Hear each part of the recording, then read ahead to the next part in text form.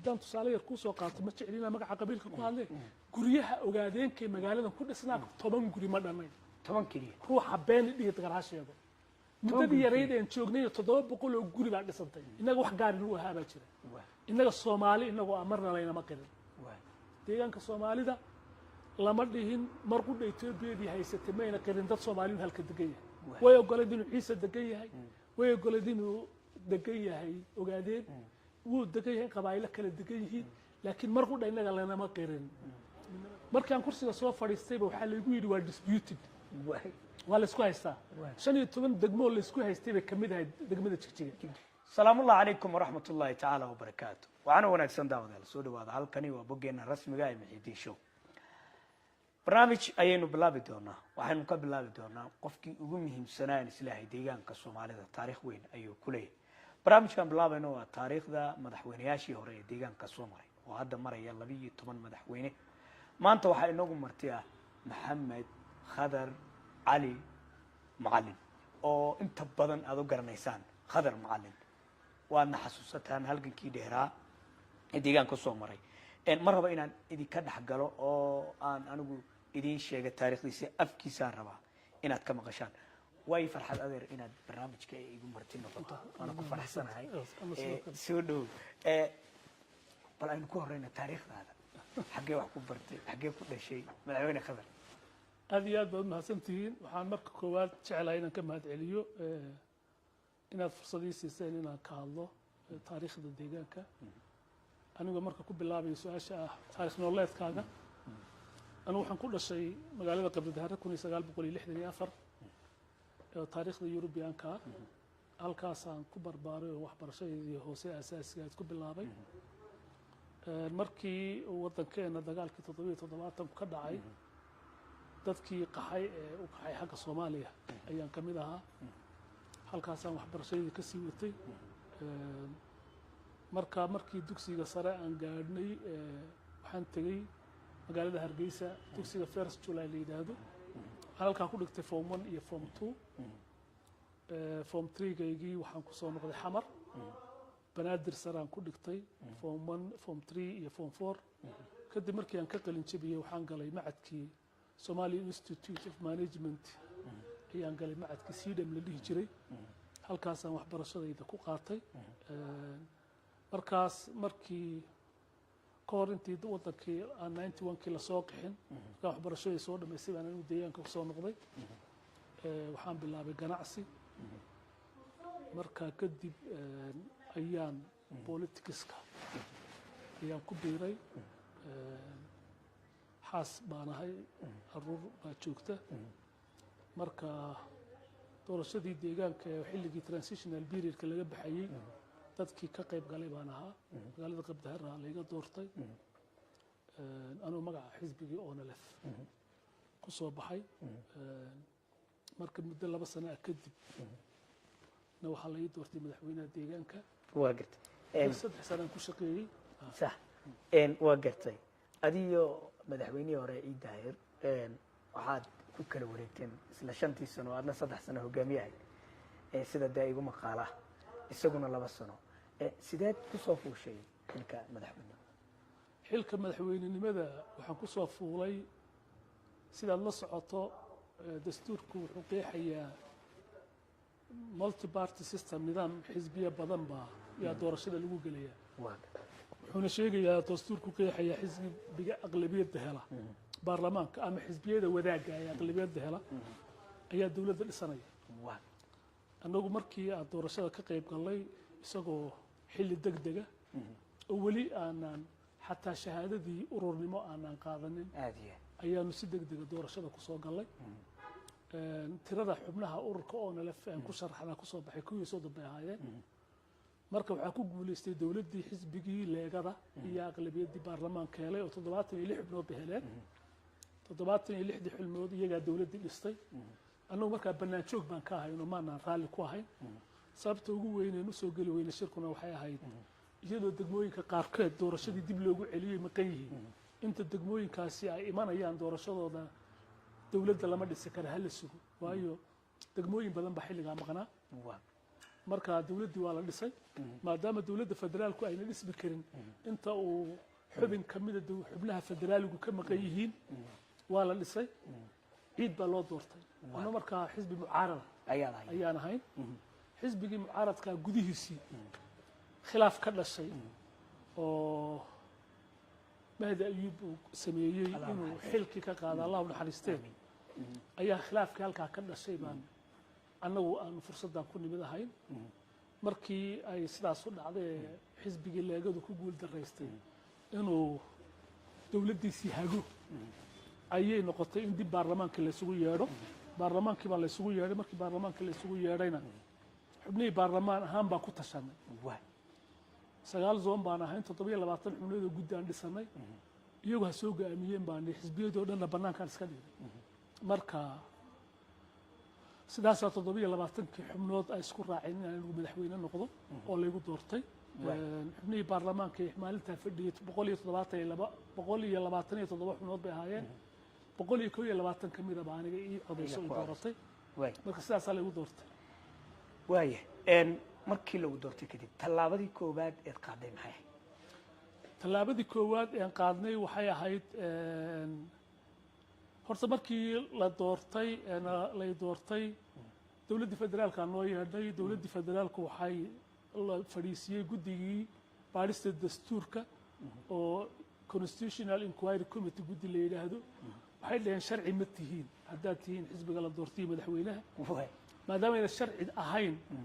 in aan idinla macaamilno way nagu adkaanaysaa wax miisaaniyad ka mid oo idii soo daynayna ma jirta in lama macaamili karo sababtoo unconstitutional government baa tihiin marka maxaa xala bay noqotay waxaa xalay noqotay sida dastuurku tilmaamayo in baarlamaanka la kala diro marka waxaan ku idhi anigu ha la kala dilo baarlamaanka sida dastuurku tilmaamayo si ay shacabkanu cidda ay doonayaan fursad ugu helaan usoo doortaan ha la kala diro markaas ra-iisul wasaare waqtigaan wada hadlayna wuxuu yidhi waayahe xisbigii leegaduna wuu burburay idinkuna bays adag ma lihidin haddii doorasho hadda sidan aad ku gashaan xisbiyadii kale ee sida oona la fiyey itixaadiyo soo bixi maayaan oo la dooran maayo war shacabku wuxuu doona ha doortee faraha laga qaado waxay noqotay in la kala diro markaa way ku adkaatay in baarlamaankii la kala diro sababta baarlamaanka 121 xubnood madaxweynaha ay doorteen in la dhaho waa la kala diray waxay keenayso marka waxay noqotay in cover legitimacy ah loo sameeyo la yidhaahdo waxaa la midnimaan abuuraynaa midnimaduna waqtigii hore markii muddo socotay baa burburto khilaaf ka dhacday markaa si cover sharciyeed loo helo labadii xisbi baan midaynaynaa baa waxaanu bilownay tallaabadii midaynta ee xisbiyada siyaasadda ayaan bilownay waxaan bilownay inaan waxyaabaha aan islahayn khaladaad baa ka jira oo xagga maamulkii hore u sameeyey inaan dib ugu noqono oo ah in degmooyin la tirtiray iyadoo wax daraasad oo la raacay jirin sida degmada Imey iyo dhuxun iyo cadaadley iyo waxaa loo tirtiray waxaa la qualified oo maaha inay degmo noqdaan maamulkii hore naga horreeyaa tirtiray marka fadhigii ugu horreeyay baarlamaanka nagu yeeshay waxaanu go'aaminay in degmooyinkaas la soo celiyo markaa kadibna waxaanu bilownay processkii midnimada ayuu ahaa oo muddo 9 bilood socday midnimadu say ku bilaabatay midnimadu waxay ku bilaabatay hal isu yimaado hal midoobay xisbi walba ha soo doorto tiro xubno oo 7 qof ka kooban xubnaha 7 ah iyo labada xisbi ka socda xisbigii dimuqraadiga liiga iyo xisbiga ONLF nabadda ayaa aasaasay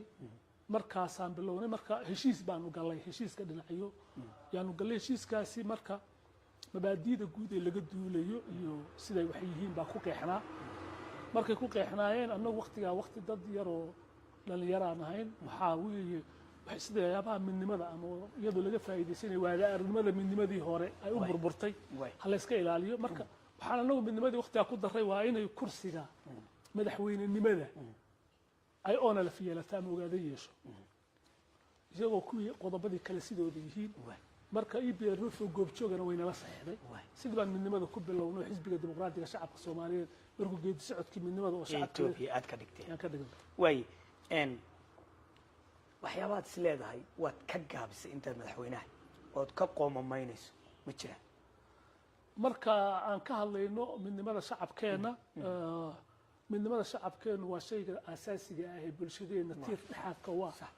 midnimadana waxaa asaas u cadaalad haddii cadaalad ayna jirin midnimo jiri mayso marka anu waqtigaa nin dhalinyaro baan ahaa oo caadifaysan oo falalkii ay leegadu samaysay ka cadhaysan waxaan qayb weyn ku lahaa qodobkan in kursigan nin ogaadeena noqdo ayaan gacan weyn ku lahaa waxaan is leeyahay arrintaas cadaalad darray shacabka soomaalida ku ahayd waxay ahayd in qofka kursiga loo dhiibayo uu noqdo qof qualificationka noocaasa loo Soomaali ah Soomaalidana u sinaato laakiin in qabiil gaar ah la dhaho ogaadeenu baa kursiga noqonaya wax saxan ma ahay aniguna contribution ma ku lahaa waan ka raaligelin baa ka weydiisanaya dadka Soomaalida in tallaabadaasi aan qayb ka ahaa wax yeelana waxay ku ahayd midnimada shacabka sababtoo cadaaladii bay ka hor imanayso dadka Soomaalida kale ayay u diidaysay inuu kursigaas yimaado waxay warkeen inuu qabiil leeyahay marka dimuqraasiga majority-gu ha xukunto oo dadka majority-giisa hala doorto laakiin in lagu qeexo heshiiska oo la dhaho qabiilkaas un baa madaxweyne noqon karo wixii hadda ka dambeeya ma noqon karo cid aan madaxweyne ahayn ogaadeen arrin sax ila waxyaaba ka qoomeynay ka mid ah way midnimadii ummadda Soomaaliyeed inagu og xaalado kala duwan inay soo mareen ad maxaad goob joog u ahay midnimada ummadda Soomaalidu sidaad u socoto waxaa fiican inaan dib u eegno taariikhdeena deegaanka dadka Soomaalida deegaanka dadka Soomaalidu wuxuu la wadaagay shucuubta kale gumaysiga iyo cadaadiska iyo dafiraadda xuquuqahooda dimuqraadiyadeed dhaqaale shucuubka kale wuu la wadaagay oo shucuubta kale Itoobiya way soo wada mareen inaga wax gaar inuu ahaa baa jira inaga Soomaali inagu amarna laynama qirin deegaanka Soomaalida lama dhihin mar qudha Itoobiyadii haysatay mayna qirin dad Soomaaliyeed halka degan yahay way ogoladeen inuu Ciise degan yahay way ogoladeen inuu degan yahay ogaadeen wuu degan yahay qabaayilo kala degan yihiin laakiin mar qudha inaga laynama qirin midnimadeena Soomaalinimo marka Soomaalinimo waxaa marka jirtay dhibaato fara badan oo kala qaybintaas ay ku yeelatay dareenka qowmiga shacabka Soomaaliduna ma xoogeysnayn sababtoo dad is yaqaano oo maamul ka dhaxeeya maynan ahayn oo waxba wadaaga marka inaan dadkii Soomaalida meel isugu keeno oo ay xuquuqdooda u doodaan oo midnimadii qowmiga ahaa iyo dareenkoodii la kobciyo hawsha ugu muhiimsan bay ahayd ee aan qabanaynay taasoo aan ku soo afjarnay inaan xisbiga dimuqraadiga shacabka Soomaalida samayno waxaa jirtay dhulal fara badan oo laynagu haysto oo dadka Soomaalidu maamulkii hore oo aan laftay xilligii transitional period-ka jiray bay cuqdado badan ka qabeen waxaan culays saaray inaan dadka Soomaalida ah oo qowmiyadaha kale ay dhulka ka dhaxeeya si cadaalad dhulkooda u helaan culays badan ma saaray haday mooyaala noqoto haday noqoto degmooyinka hadda la isku dilayay ee garbaciisiga ah inaan shacabkii Soomaalida midayno oo shacab wax wada leh oo wax wadaaga u noqdo oo hal maamul leh ayuu ahaa culayska ugu weyn isla markaasna waxyaabaha yararkii fursadda jira si siman oo cadaalad ku dhisan u qaybsano oo dhammaantood ay equal opportunity u helaan inay ka qayb galaan waxyaabahaas waa waxyaabihii ugu waaweynaan qaban dhawaanta waxaad ka hadasheen caasimadda waxaana sheekooyin waxaa soo baxay kulle madaxweyne Mustafa uu ka jawaabay calanka waa la bedelayaa iyo magaca deegaanka iyo caasimadda adiga iyo asxaab kalena waxaad tidhaahdeen caasimadda waa inay balmar dhinac loo yara leexiyaa arrinta maxaad uga jawaabaysaa mudan waxaan uga jawaabayaa madaxweynuhu ku saxsanaa wax caasimadan deegaanka Soomaalida bedeli kara maanta ma jiro waa rugti ganacsi waa rugti ay dadka Soomaalida ku soo urureen waa caasimadii deegaanka iyaga iskala hogaamin gaadhideeda gaadhay wax marka intay noo timaado dhihi kara caasimadii halkaas ahayd ama federaal baan hoos gelinayna waan qaadanaynaa ama waanu bedelaynaa ma jirto anagu fikir baan soo jeedinay horta caasimaddu taariikh ahaan processkay soo martay in la eego waa shay muhiim ah meeshan caasimadda deegaankeena magaalada Jigjiga dhowr meelood oo kala waqtiyadii hore la go'aamiyay waxaa la go'aamiyay Dirdhab kadibna Goday baa la go'aamiyay laakiin markii dambe sababa abni awgood baa Jigjiga loo yimid Jigjiga hal la yimaadee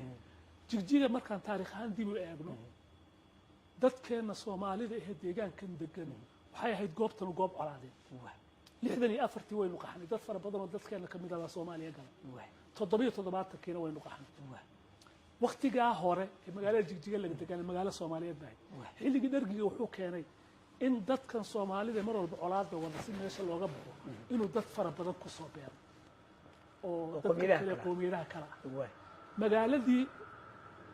dad fara badan oo cusub baa lagu soo beeray qoomiyadaha kale waay magaaladii dadka Soomaalidu lahaayeen guryahoodii awaajkii 1667 soo baxay ruuxa maqan ee dal kale u qaxay waxay noqotay inay dad amxaara la geliyo oo qabaluhu la wareego magaalada Jigjiga wax magaalo gacanta inoogu jirtay ma jiro markii aynu soo qaxnay 19 ka soo noqon waay waxa tusaale kuugu filan magaalada Jigjiga laamiga kala qaybinayay waay wixii laamiga korka ka ayaa ay dadka qoomiyadaha kala deganayeen ay deganay wixii hoosta ka ana qabale intii la sheegay bay dadka kale iyo dad amxaara asalkoodu yahay la wada dajiyay waay magaalo Soomaaliyeed bay ahayd laba dhiig waxa inta loo weheliyay marka xagga demografiga sidaas laga eego markaan kursiga soo fadhiistayba waxa la igu yiri waa disputed waay waa la isku haystaa waay 15 degmo la isku haystay bay kamid ahayd degmada Jigjiga Jigjiga kamid ha magaalada Jigjiga waay waa caasimadii deegaanka waay anagu marka taa ka jawaabayna waxaan culays saaray magaalada Jigjiga caasimadeeda saan u sugi lahay waay go'aanku ku meel gaar buu ahaa heshii lagu soo guuray sabab amni awgood waay anigu waa ruuxi ku dhiiraday kilka dhexdiisa guryaha ka dhisan oo jiggoday laga bilaabay inaan halkan ka dhisno waay oon dhahno sababta si loogu beero Soomaaliya ra'iisul wasaare ku-xigeenkii baa yidhi xageed caasimad ka dhigataa waay marka waxa halkaa iga dhex horday inay khilaaf annaga dhexdanada Soomaalida maadaama dad qabiilka u nugul dahay ay nagu dhex ciyaarayaan waxaan markaa samaynay oo nidhi caasimadanadu waa halkan Jigjiga weey Jigjiga marka caasimadda markaan taariikhda kaaga soo warramo waxay lahayd oo dhibaatooyinka faraha badan ee mustacmarku ka sameeyay dad adag bay lahayd oo geesiyaal oo dhaqana kuwaas markasta resistance bay sameyn jireen resistance sida sameyn jireen waxay ku dhaxleen in dad fara badan magaalada dhexdeeda lagu laayo waxay ahayn dad Soomaaliyeed jecel oo dadka Soomaaliga aad u jecel bay ahaayeen waxaan ka soo qaadan karnaa suldaan bedow kale ka soo qaadan karnaa waxaan ka soo qaadan karnaa garaadol oo kale waxaan ka soo qaadan karnaa odawaa waxaan ka soo qaadan karnaa garaadkii gari hebel iyo hebel toona ma laha rag waxay ahayd mar walba dadka shacabka dhinaciisa taagan Soomaalida jecel waxaad ku garan kartaa badi nin baa gabiyey chiefta yartiriyey balaayada ka dhacda baabuurka lagu dhaco biyaa fara buu iyo balaayada laga sameeyo bariga dhexe labadaba badaa oran anaa bixin ee intuu boqor inoo yahay badi baliya abaskuul balas baday waxa qof maslaxad jecel oo dhibaatada dadka bulshada ka dhaxaysa inuu si maslaxo peaceful ku xaliyo magaalada noocaas taariikhiga ah annaga fikirkanaga aan ka hadlayno waxay ahayd 30 sano la joogaa hadda magaalada Jigjiga iyo in ka badan waxay u baahannahay deegaankeenu inuu caasimo badan yeesho waxaan fursadii waxay ku soo ururtay halkan iyo ku soo ururtay waxa la wixii resource dawladeed halkan la geliyay waxa la wixii investor ahaana dadkan soo raaco halkan ruuxii dhaqaale yar samaysan karay ka soo guuri kara goboladii ka soo guuro Jigjiga degay dadkeenu ma Jigjiga kaliya ku ururaya miyaynan u baahnayn in magaalooyin kale oo noloshu suuragal ka tahay oo caruurtu dadka dibadda ka imanaya caruurtooda intay soo celiyaan ay dugsiyo fiican u heleen in la abuuro meenahay resource-ga in equal opportunity muwaadiniinteenu helaan magaalooyinkeenu helaan oo dhexbuud meel noloshu ka suuragali karta noqoto culayska magaalada Jigjiga waqtigii hore dadkii soo dhaweynta sameeyay hadda dadkii halka deganayay dadkii nacaan oo ay diid ma jirta waa anaga iskale marka taas si looga baaqsado waxa laga maarmaana in magaalooyinkeena kalena laga dhiga meel ay noloshu ka suuragal tahay laakiin marnaba caasimadda cadawka waxaad ka wadaa in la balance gareeyo horumarka caasimadaha ku soo kordhaya in la balance gareeyo caasimadaha horumarka ku soo gaarayo oo caasimadaha deegaankeenu ayna mid kaliya noqon kuwa badan noqdaan oo equal opportunity helaan oo dadku helaan oo noloshii mid walba laga helo meeshan lafteeda waa in cadaalad ka jirto cadaalad waa inay ka jirto dadka Soomaaligu markaan ka soo sheekaynay haddaan hadda asaaskeeda ku nimaadno maalintaan wax xilka qabtay de waxay ahayd magaalo kala qaybsan oo xisbiye kala qaybiyeen baa dhibaatay nagu noqotay maamulkeedii waxaanu samaynay hadda dadka yabaraha la yiraahdo kale oo qoys ka tirsan jidwaaqda hal xildhibaan mayna lahayn waa laga wada saaray oo intii kale ba xildhibaanadii qaadatay waxay noqotay markii dambe aan hadda baarlamaankooda dhisaynay inaan dhahno dadka midnimadii wax walba asaas aan uga dhigno midnimada dadkeena waxaan nidhi qolo walba oo deegaankan degan oo qolihii waaweynaa laba ha qaatay yabara waxaan siinay labo bartira waxaan siinay labo gari waxaan siinay labo jaarso waxaan siinay labo abaskuul hal baan siinay dadka lama wada gaarsiin kara qabiilo kale oo in la xuso u baahan away jireen laakiin intii ugu badnayd xilligaas waxaan markaa dhisaynay midnimada dadka deegaankan degan ayuu ahaa ujeedka nagu aan dhisno midnimadii dadka deegaanka deganaa magaaladii markii annagu aan nimid haddaan tusaale yar kuu soo qaato ma jeclina magaca qabiilka ku hadlee guryaha ogaadeenkay magaaladan ku dhisnaa 10 guri ma dhannayn 10 keliya ruuxa been dhigid garaasheedo muddadii yareyd aan joognay 700 oo guri baa dhisantay oo xaafadan la yiraahdo qabalee 05 iyo 06 qabeelaha lixaad iyo shanaad ay inay dadkii intay gurigii wada gataan taas maxaa keenay fursad baa u furantay guryaha la gadanayaa lahaa waxaa lahaa qowmiyadaas ka kala lahaa dadkeenii baa gadanayay waxaa fursad baa u furantay qandaraasyadii oo markii hore package system intii la isugu xidhay ayna dadkeenu qualified u ahayn baan furfuray qandaraasyadii nin walba intuu qaadi karayo si cadaaladana ugu qayban waxaa weeye inay maxaa timid markaa dadkii lacag helaan waxaa kaloon samaynay go-aan riski aanu qaadanay oo ah dadkanu maadaama ay dhaqaale haynin oo dhulka jiifaan in advance payment la sameeyaan oo aan marka xeerka ku jirin ayaan sameeyay oo go'aankeeda qaatay waxa markaas timid inuu dadkeenii magaaladii soo dego jawi walaaltinimo dadkii iyaga dhexdooda midnimadooda markaa la keenay dadkii kale Soomaaliya soo degayeen dadku way soo dhaweeyeen sababta culays baa saaran dareenkan hadda jiro kale ma jirin aad bay dadka jigjiga u ahaayeen dad Soomaalinimada jecel markaan qaxnay oo soo dhaweynta ku fiican markaan qaxnay guriga lagu banaynay markii la soo qaxay hadda goday laga yimid nin walba nin walaalkii abu la degay sidii Madiina iyo Makko kale ansaarta waa la sameeyay lahaa nin walba lacagna la baajiintii ansaarta loo walaaliyay ayuu walaaloobayay dad qiimo leh oo fahansan midnimada iyo dadka tahay de horta kulay dhaqaaligu koray midnimadii waxaad moodaa inay xaqiiqowday dadkii dhibaatadii xilligaas la jiray meesha ma taalo kursi iyo balance waxyaabo dhibaatooyin oo maamulo laga tirsadaa yimid maamuladii qabiil baa loo aanayay maamulkii hadda maamulka ka horeeyay habka uu dhulka u maamulay cabashooyin baa ka jiray tii waxay keentay in reaction laga bixiyo reaction kaasuna wax wanaagsan maaha oo dadkeena midnimadiisa wuxuu taraya in laga bixiyo noqoto marka taas iyo waxyaabahaas keenay markii ay sidaas tahay waxa laga maarmaana inay magaalooyinkeenu noqdaan magaalooyin nolosha wada suubada caasimada jigjiga ma aaminsan cid iga qaadi kartaa inay jirto ka iga qaadi kara maanta jigjiga godayna iga qaadi kara dhagax buur iga qaadi kara macna waxa ku xidhan shalay marka daciifka waa la awoodi waa in laga qaado ha maanta dadkeeni awoodto Soomaaliya dhisantay laga ma qaado marka caasimad baa la rarayaa iyo meel baa loo rarayaa annaga fikirka inay hadda ciyaabo kale naga dambeeyaan dad inturjubaad kala dambaasabay dashalay markaanu xilka hayna dadkaanu u nuglaan weyneen dhulka Soomaaliyeed iyo deegaankiisa iyo caasimadiisa aanu diidnay inaan u sii deyno maanta u sii deyn mayno ka awood badanaysay maanta u sii deyno ka awood badanahay maanta maamul baa jira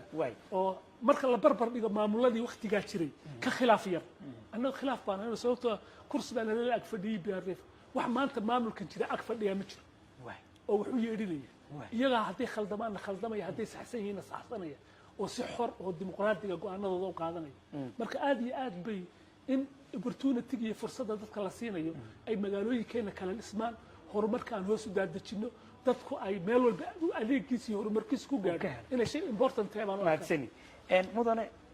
hadda rugcadaaba tay shalayto ilmo yar baad ahayd marka xilka qabatay oo saad ii sheegtay waxyaabo badan ku dul maray bal ka war hadda hadii fursad aad u helay inaad madaxweyne deegaanka noqoto ma waxa weeye anu hadda ma rajaynayo inaan fursad u helo sababtoo ah dee anigu waqtigii waa soo qaatay 30 sano ka hor baa xilligan madaxweynaha ka noqday mana qaba sida Soomaaliland iyo dad yooga kale qaarkood aan ku aragnay in dadka 70 jirada iyo 90 jirada ay markii xilka sii fadhiyaan waxaan aaminsanahay fikirka in dhalinyaro la fursad la siiyo anu waxaan aaminsanahay wiilashaydii iyo dhalinyaradaydii ay fursad helaan wayna helaan kuwaas wixii experience ku beerinayna mooyee aniga ambitionayga ma jira siyaasad deegaankeenuna inuu siyaasadkii buuqi ka baxo waxay baahan tahay iyaguna kuwa wax dhageystay inay noqdaan iyagana aynu taageero waxaynu ku contribute gareyn karno waa gartay aynu ku contribute hadduu siyaasi yahay hadduu caaqil yahay hadduu dhaqan yahay inaan xoojino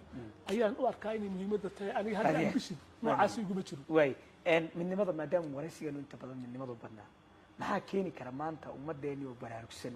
oo sidii shalay aanan ahayn oo xaalado kala duwan soo martay maxaa kordhin kara midnimadooda midnimada waxaa kordhin kara midnimada waxay u baahan tahay shaqo joogta in laga qabto waxay u baahan tahay dhallinyaradeenna in manhajka waxbarashada midnimada qowmiga ah lagaga sheekeeyo iyadoo laga sheekeynayo dhibaatadii ummadda soomaalidu soo martay mustacmarku u geystay maxay ahayd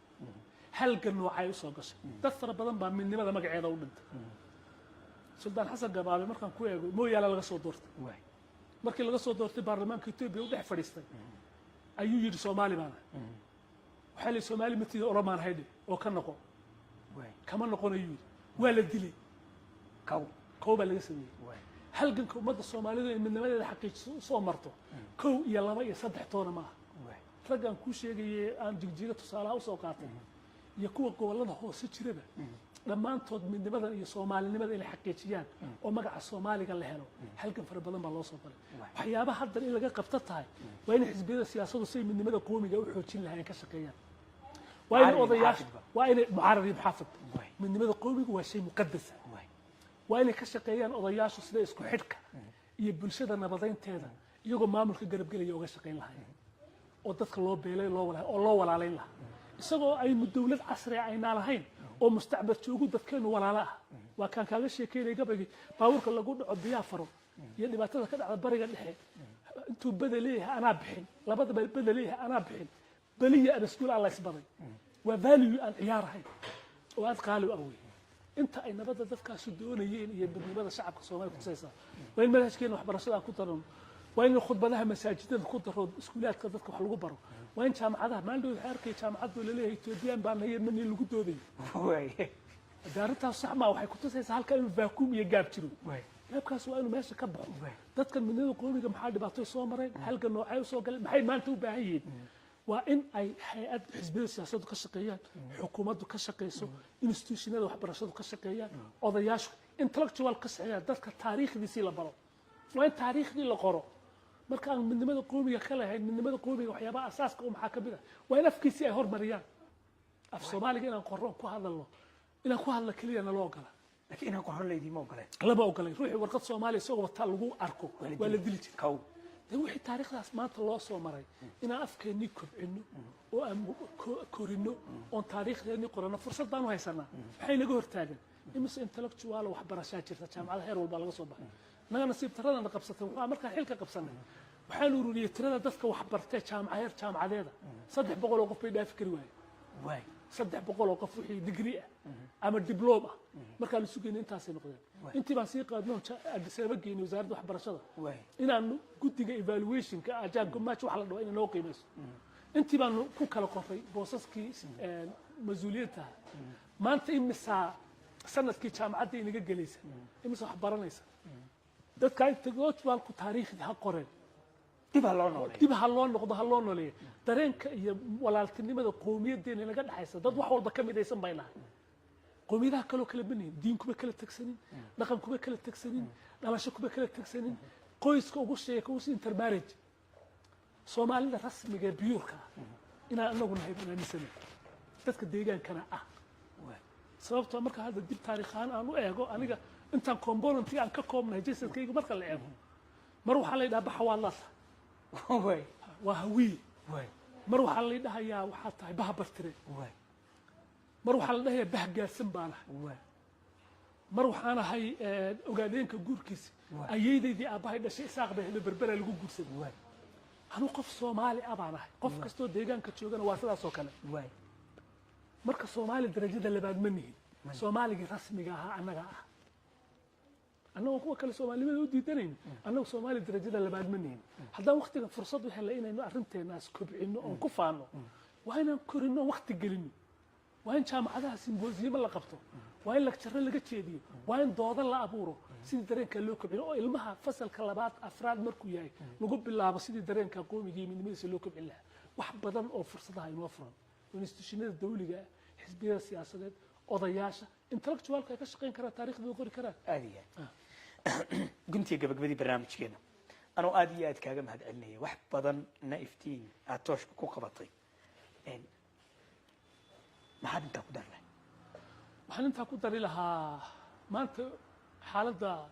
geeska ka jirta xaalad qasan weyn hubanti la'aan siyaasadeed baa geeska ka jirta inagu waxaynu nahay political entity oo ummadda soomaalida deegaan qoomiyadda soomaalida deegaankana soomaaliyana ma nihin dee etoobiyana qayb ka mid aynu nahay laakiin qoomiyad baan nahay xaqa aayaheena inaan ka tashano maamulkeena inagu maamulano aayaheena aan go-aan ka gaarnay innagaa iskale maanta in meelo kale laynooga soo durbaantumo oo dadkeena iyo dhallinyaradeena la kaxaysta maaha in cid kale inoo yeedhiso oo ay inagu etoobiyanada calaamad gaaray nagu samaysana maaha waxaa lagama maarmaana wax walba waxaan kaga gudbi karaa inaan midnimadeena qowmiga ah aan xoojino dhisno ayaa lagu abuuri karaa inaan hanano xaqa ay ka tashigeeno xaqa ay ka tashigeeno macnaheedu ma aha inaan etoobiya ka goono etoobiya waxaan rabnaa inaan si siman oo la qaybsano muwaadin darajada labaad baan shalay tahaa anu markaan madaxweynaha ahaa agaar baa la yidhahaa agaar waa jeel laakiin ma ahayn agar liji ma ahayn qof waddanka u dhashay maan ahayn laakiin qof jeel aan ahaa etoobiya inaan jeel ka ahaado mar raba dambe waxaan rabaa inaan agar nin waddan kale u dhashay noqdo maanta bilowyaa jira xisbigii waan ku biiray barwaaqo oo dalka u talinayay mas-uuliyiinta ugu sarraysa hoggaanka labaad ee ku xiga waa qof soomaaliya wasaaraddana la siin jiray anigu shaqadii arrimaha bulshada ka soo shaqeeyey wasaaradda ugu qiimo badnaa dadka soomaaliya la geyn jirin baa dadkii la geeyey waxaynu u baahannahay in go'aanadaas iyo waxyaabahan helay waa fursad tallaabo fiican go'aanka in halkaas soo gaadho waa wax halgankii ummadda soomaalida kusoo xaqiiqooban gaadhin waxay u baahan tahay inaan oga faa'iideyno midnimadeenna iyo inaan danaheenna meelaha aan joogno ku matalo ayay u baahan tahay oo wixii dadka soomaalida dhibaatada ku ah aan ka hadalno oo siday qaybteeda uga qaadan lahayd etoobiya jagooyinkeeda iyo xilalkeeda iyo maaha afar qof oo la magacaabay maaha waxayna qancinaya waa inaan dhaqaalaha qaybteena ka qaadano dhaqaalaha etoobiya dee bangiyo ku urursan yahay bangiyadaas intee leeg baa fursad u leeyahay qofka hore soomaaligu inuu ka qaato dayn oo wadanihiisa ku qabsado nidaamka ribowiga inooma ogola waa inuu jira nidaam aan kaga qaadan kara inaan dhaqaalahayga helo oo dadka ay ku horumarin karo waayo resourcigan dadkan waan la leehay intaasoo sannadoodna waan ka qantanaa boqolaal sannadood baan ka qantanaa weliba affirmative action dheeraada intii la sameeyo dadka soomaalida fursado dheera loo furo waa in shaqooyinka fursado gaara loo furo waa in diblomaasiyiinta ay noqdaan marka taasna waxaa lagu gaari karaa un midnimo oo inagu hoggaankeena iyo maamulkeena iyo guddigan dabagalon baa lagu gaari karaa iyaguna waa inay intay kalsooni isku qabaan aan ka bidaysanahay inay kalsooni inta isku qabaan af buuxa xuquuqda dadka ugu doodaan xilli ilaahay xadiday inbay joogi karaan xilkan dadku xilligii xilka joogi maayo weligii inuu wixii uu qaban karo wax taariikhdu raas reeba berrinta waad ka tegaysaa anigu waxaabaa farxadda ii ah markaan hadda dhex socdo ee aan magaalada dhex socdo ama magaalooyin kala tago magaalo kastoo soomaaliya tago waa laigu soo dhaweeyaa waa nin fiican baa la dhahaa waxaan anigu qabtay ma waa fadliga ilaahay horta marka koowaad waxa arrintaas iigu suura gashay laakiin waxyaabaan u aanaysanayo marna uma kastin inaan qof xumeeyo oo aan dadkan kala faquuqo umaana kastin maasliya aad baad mahadsan tahay mudane sida quruxda badan ee barnaamijkeega kaaga mahad celinaya guud ahaan intaas ayaan kusoo gabagabeynaynaa barnaamijkeenii koobnaa inagoo marar badan oo kalena hortiina keeni doono khadar macalin madaxweynihii hore ee deegaanka soomaalida ahaana madaxweynihii labaad markii la yidhaahdo dhanka federalismka dhanka kalena markii laga eego noqonaya madaxweynihii lixaad mudane khadar aad baad mahadsan tahay asxaabtii igala qayb qaadatay barnaamijka oo ugu horeyso goobtan quruxda badan ee fadhino ee holiday oo iyadu qayb lixaad le ka qaadatay suuragelinta barnaamijkan waxaanu idinkaga tegaynaa saa iyo nabadgelyo haddaan tusaale yar kuusoo qaato ma jeclina magaca qabiilka ku hadleen guryaha ogaadeenkay magaaladan ku dhisnaa 10 guri ma dhannayn 10 keliya ruuxa beeni dhigid garaa sheego muddadii yarayd aan joognay 700 oo guri baa dhisantay inaga wax gaar ah u ahaa baa jira inaga Soomaali inagu amarna laynama qirin deegaanka Soomaalida lama dhihin mar ku Itoobiyaadii haysatay mayna qirin dad Soomaaliyeed halka degan yahay way ogoladeen inuu Ciise degan yahay way ogoladeen inuu degan yahay ogaadeen wuu degan yahay qabaayilo kala degan yihiin laakiin mar ku inaga laynama qirin markaan kursiga soo fadhiistayba waxaa la igu yidhi waa disputed waa la isku haystaa 15 degmo la isku haystay bay kamid ahayd degmada Jigjiga salaamullahi calaykum waraxmatullaahi tacaala wabarakaatu waxaana wanaagsan daawadayaal soo dhawaada halkani waa boggeena rasmiga ee Muxiidiin Show barnaamij ayaynu bilaabi doonaa waxaynu ka bilaabi doonaa qofkii ugu muhiimsanaa islaahay deegaanka Soomaalida taariikh weyn ayuu ku leeyahay barnaamijkan bilaabayno waa taariikhda madaxweynayaashii hore ee deegaanka Soomaaliya oo hadda maraya 12 madaxweyne maanta waxa inagu martiya Maxamed Khadar Ali Macalin oo inta badan aad u garanaysaan Khadar Macalin waadna xasuusataan halgankii dheeraa ee deegaanka soo maray ma raba inaan idinka dhex galo oo aan anigu idiin sheega taariikhdiisa afkiisaan rabaa inaad ka maqashaan way farxad adeer inaad barnaamijka igu marti noqoto waana ku faraxsanahay soo dhow bal aynu ku horeyna taariikhdaada xaggee wax ku bartay xaggee ku dhashay madaxweyne khadar aad iyo aad baad mahadsantihiin waxaan marka koowaad jeclahay inaan ka mahad celiyo inaad fursadii siiseen inaan ka hadlo taariikhda deegaanka anigoo marka ku bilaabayo su-aasha ah taarikh nololeedkaaga anigu waxaan ku dhashay magaalada qabridahare 1964 oo taariikhda Yurubiyaanka halkaasaan ku barbaaray oo waxbarashadeedii hoose asaasiga ku bilaabay markii waddankeena dagaalkii 77 ka dhacay dadkii qaxay ee u qaxay xagga Soomaaliya ayaan ka mid ahaa halkaasaan waxbarashadeedii ka sii watay markii dugsiga sare aan gaadhnay waxaan tegay magaalada Hargeysa dugsiga First July la yiraahdo waxaan halkaa ku dhigtay form 1 iyo form 2 form 3 gaygii waxaan ku soo noqday xamar banaadir saraan ku dhigtay form 1 form 3 iyo form 4 kadib markii aan ka qalin jabiyay waxaan galay macadkii Somali Institute of Management ayaan galay macadkii CDM la dhihi jiray halkaasaan waxbarashadayda ku qaatay markii kahor intii wadankii aan 91kii la soo qixin markaan waxbarashadii soo dhamaystay baan anigu deegaanka ku soo noqday waxaan bilaabay ganacsi markaa kadib ayaan politicska ayaan ku biiray xaas baan ahay caruur baa joogta marka doorashadii deegaanka ee xilligii transitional periodka laga baxayay dadkii ka qayb galay baan ahaa magaalada Qabdahar laga doortay anuu magaca xisbigii ONLF ku soo baxay marka muddo 2 sano kadib na waxa la ii doortay madaxweynaha deegaanka waa gartay 3 sano ku shaqeeyay sax waa gartay adiyo madaxweynihii hore ii daahir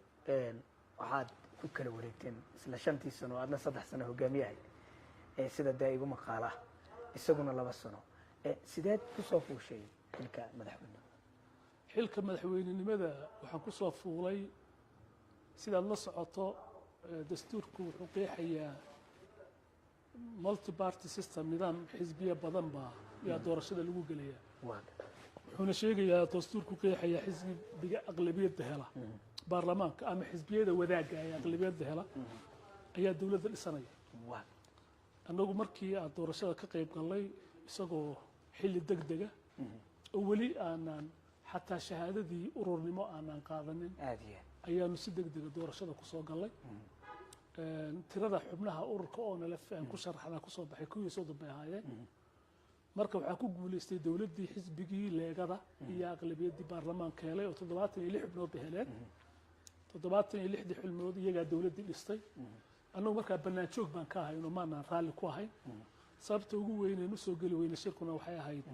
iyadoo degmooyinka qaarkeed doorashadii dib loogu celiyay maqan yihiin inta degmooyinkaasi ay imanayaan doorashadooda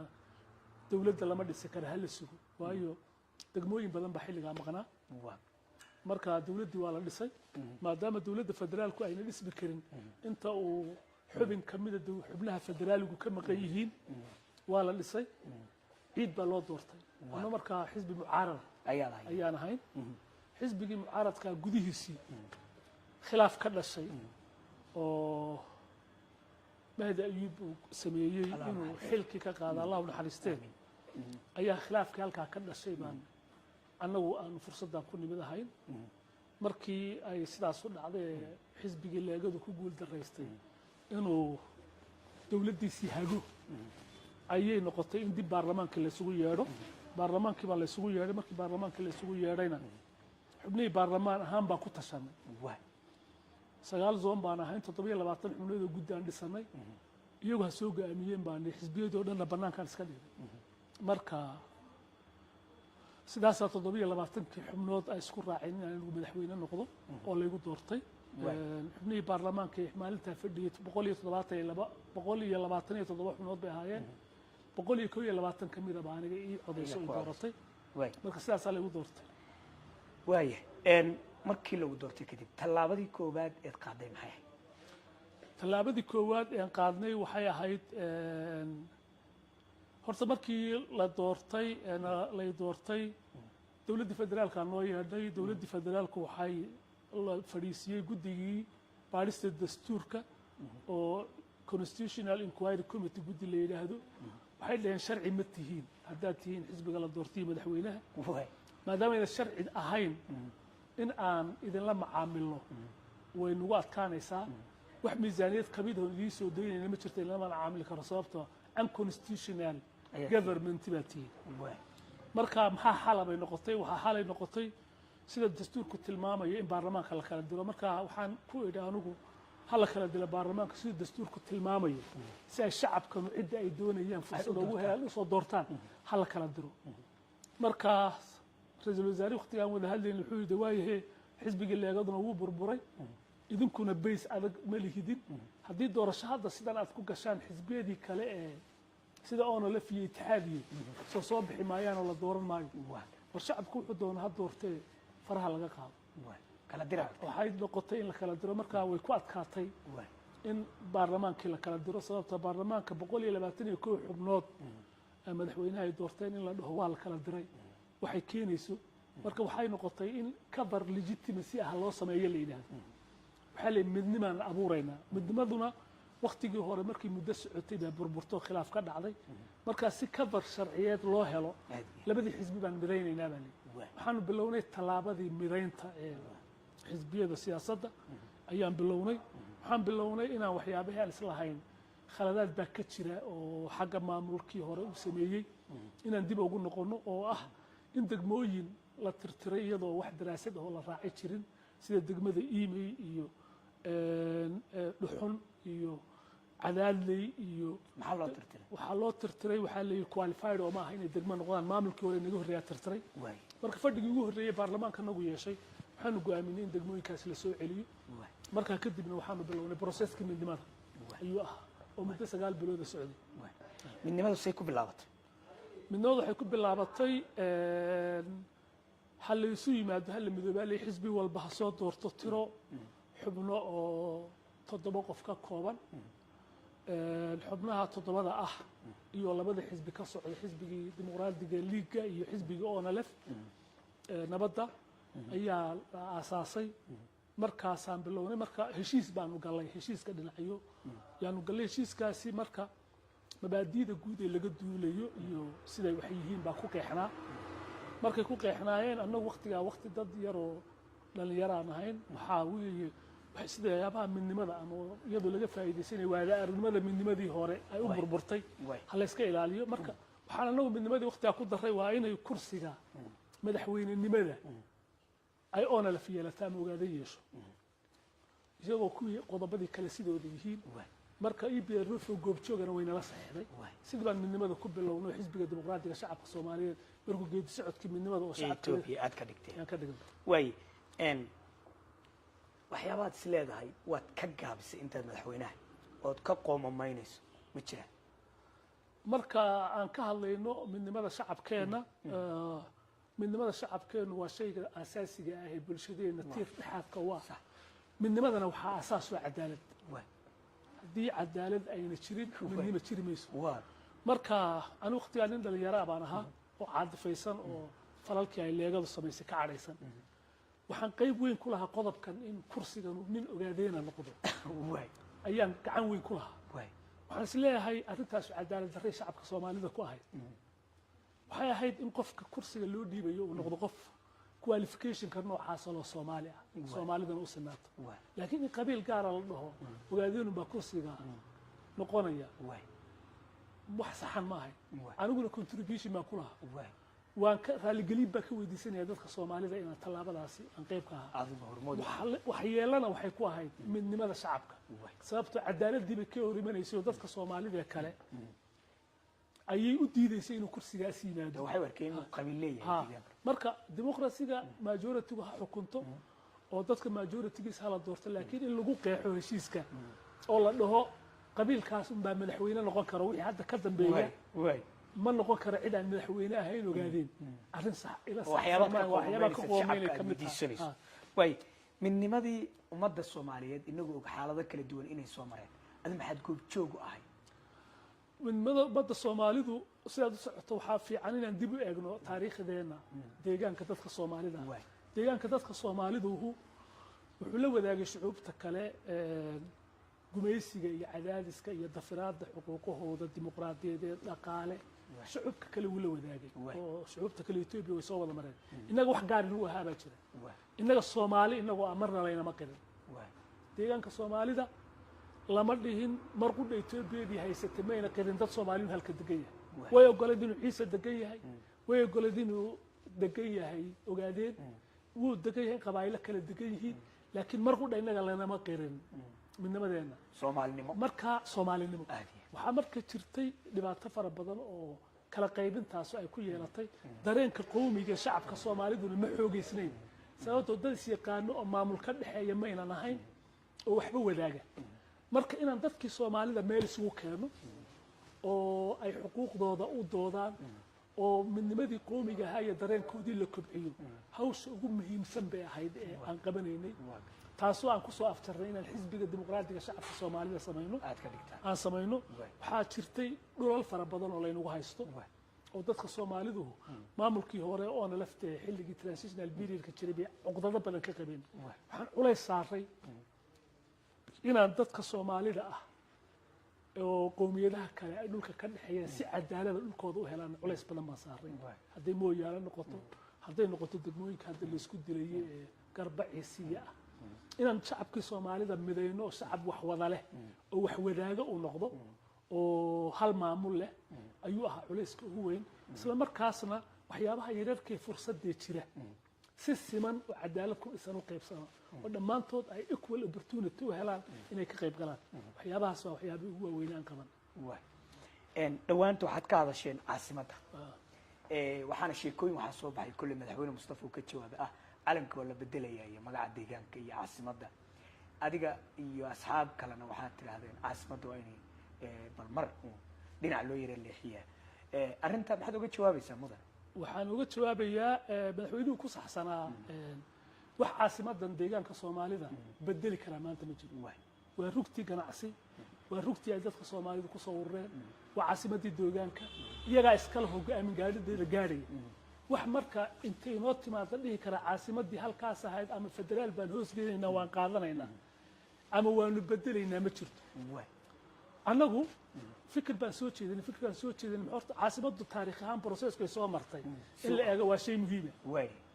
meeshan caasimadda deegaankeena magaalada Jigjiga dhowr meelood oo kala waqtiyadii hore la go'aamiyay waxa la go'aamiyay Dirdhaba kadibna Goday baa la go'aamiyay laakiin markii dambe sabab abni awgood baa Jigjiga loo yimid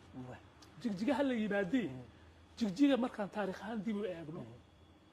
dadkeena Soomaalida ee deegaankan degan waxay ahayd goobtan goob colaadeed 64 waynu qaxnay dad fara badan oo dadkeena kamid ah Soomaaliya galay 77 kiina waynu qaxnay waqtiga hore ee magaalada Jigjiga laga deganay magaalo Soomaaliyeed baa xilligii dargiga wuxuu keenay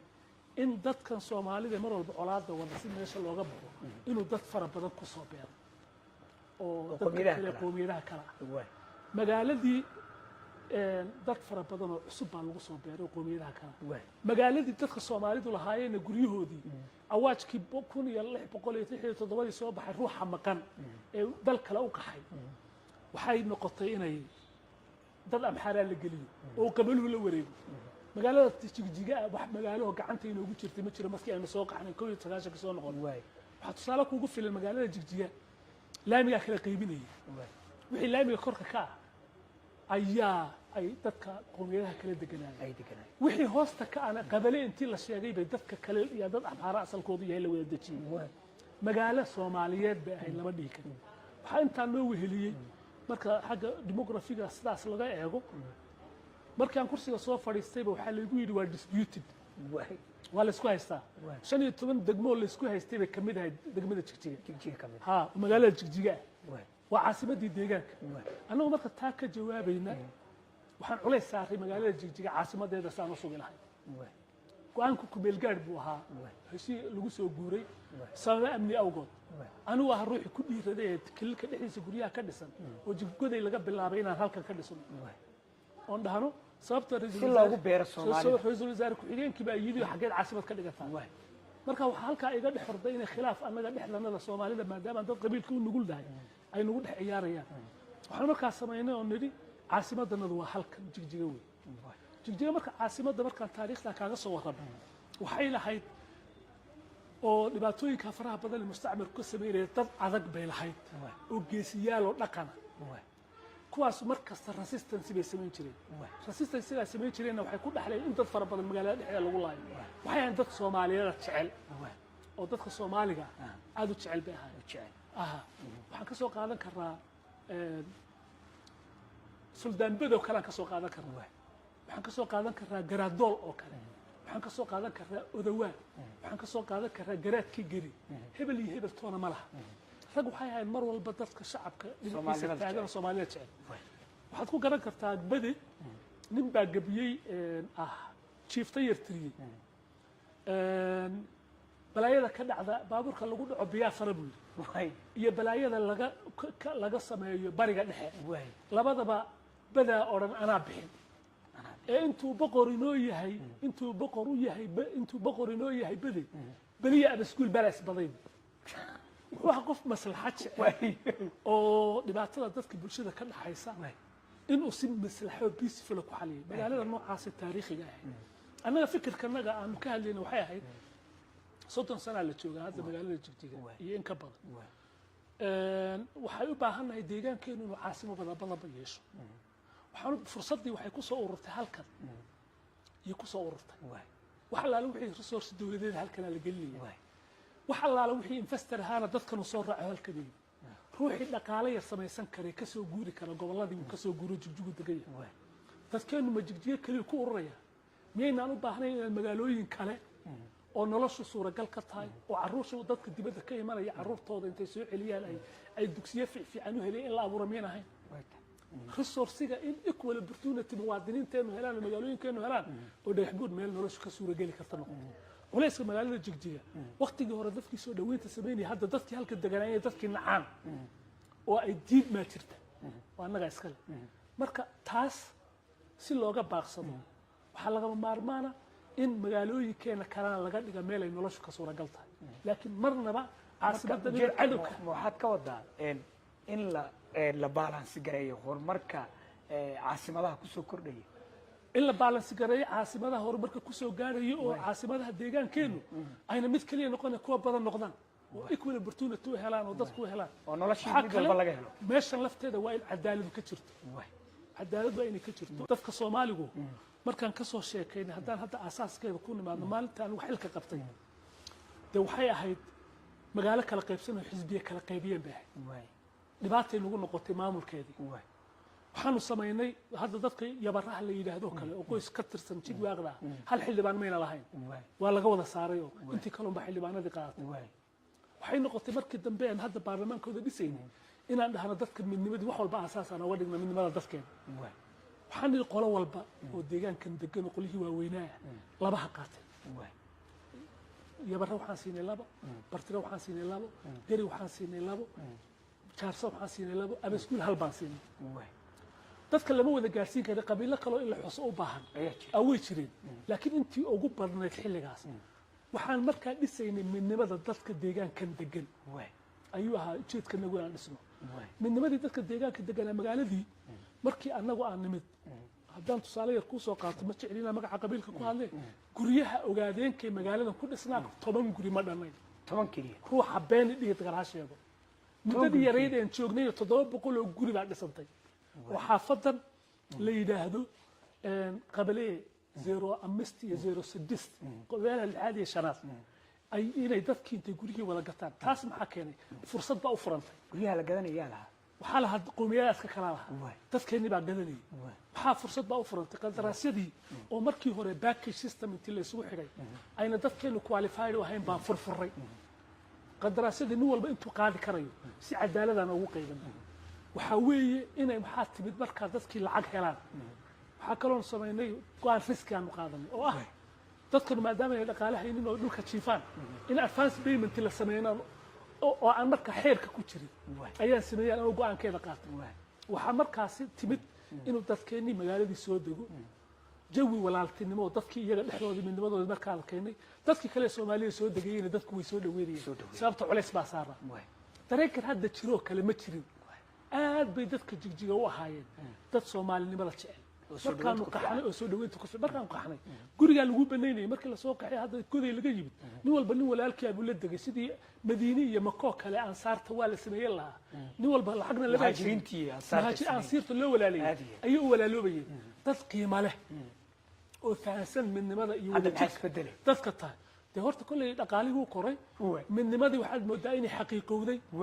dadkii dhibaatadii xilligaas la jiray meesha ma taalo kursi iyo balance waxyaabo dhibaatooyin oo maamulo laga tirsadaa yimid maamuladii qabiil baa loo aanayay maamulkii hadda maamulka ka horeeyay habka uu dhulka u maamulay cabashooyin baa ka jiray tii waxay keentay in reaction laga bixiyo reaction kaasuna wax wanaagsan ma aha oo dadkeena midnimadiisa wax u taraya in laga bixiyo noqoto marka taas iyo waxyaabahaas keenay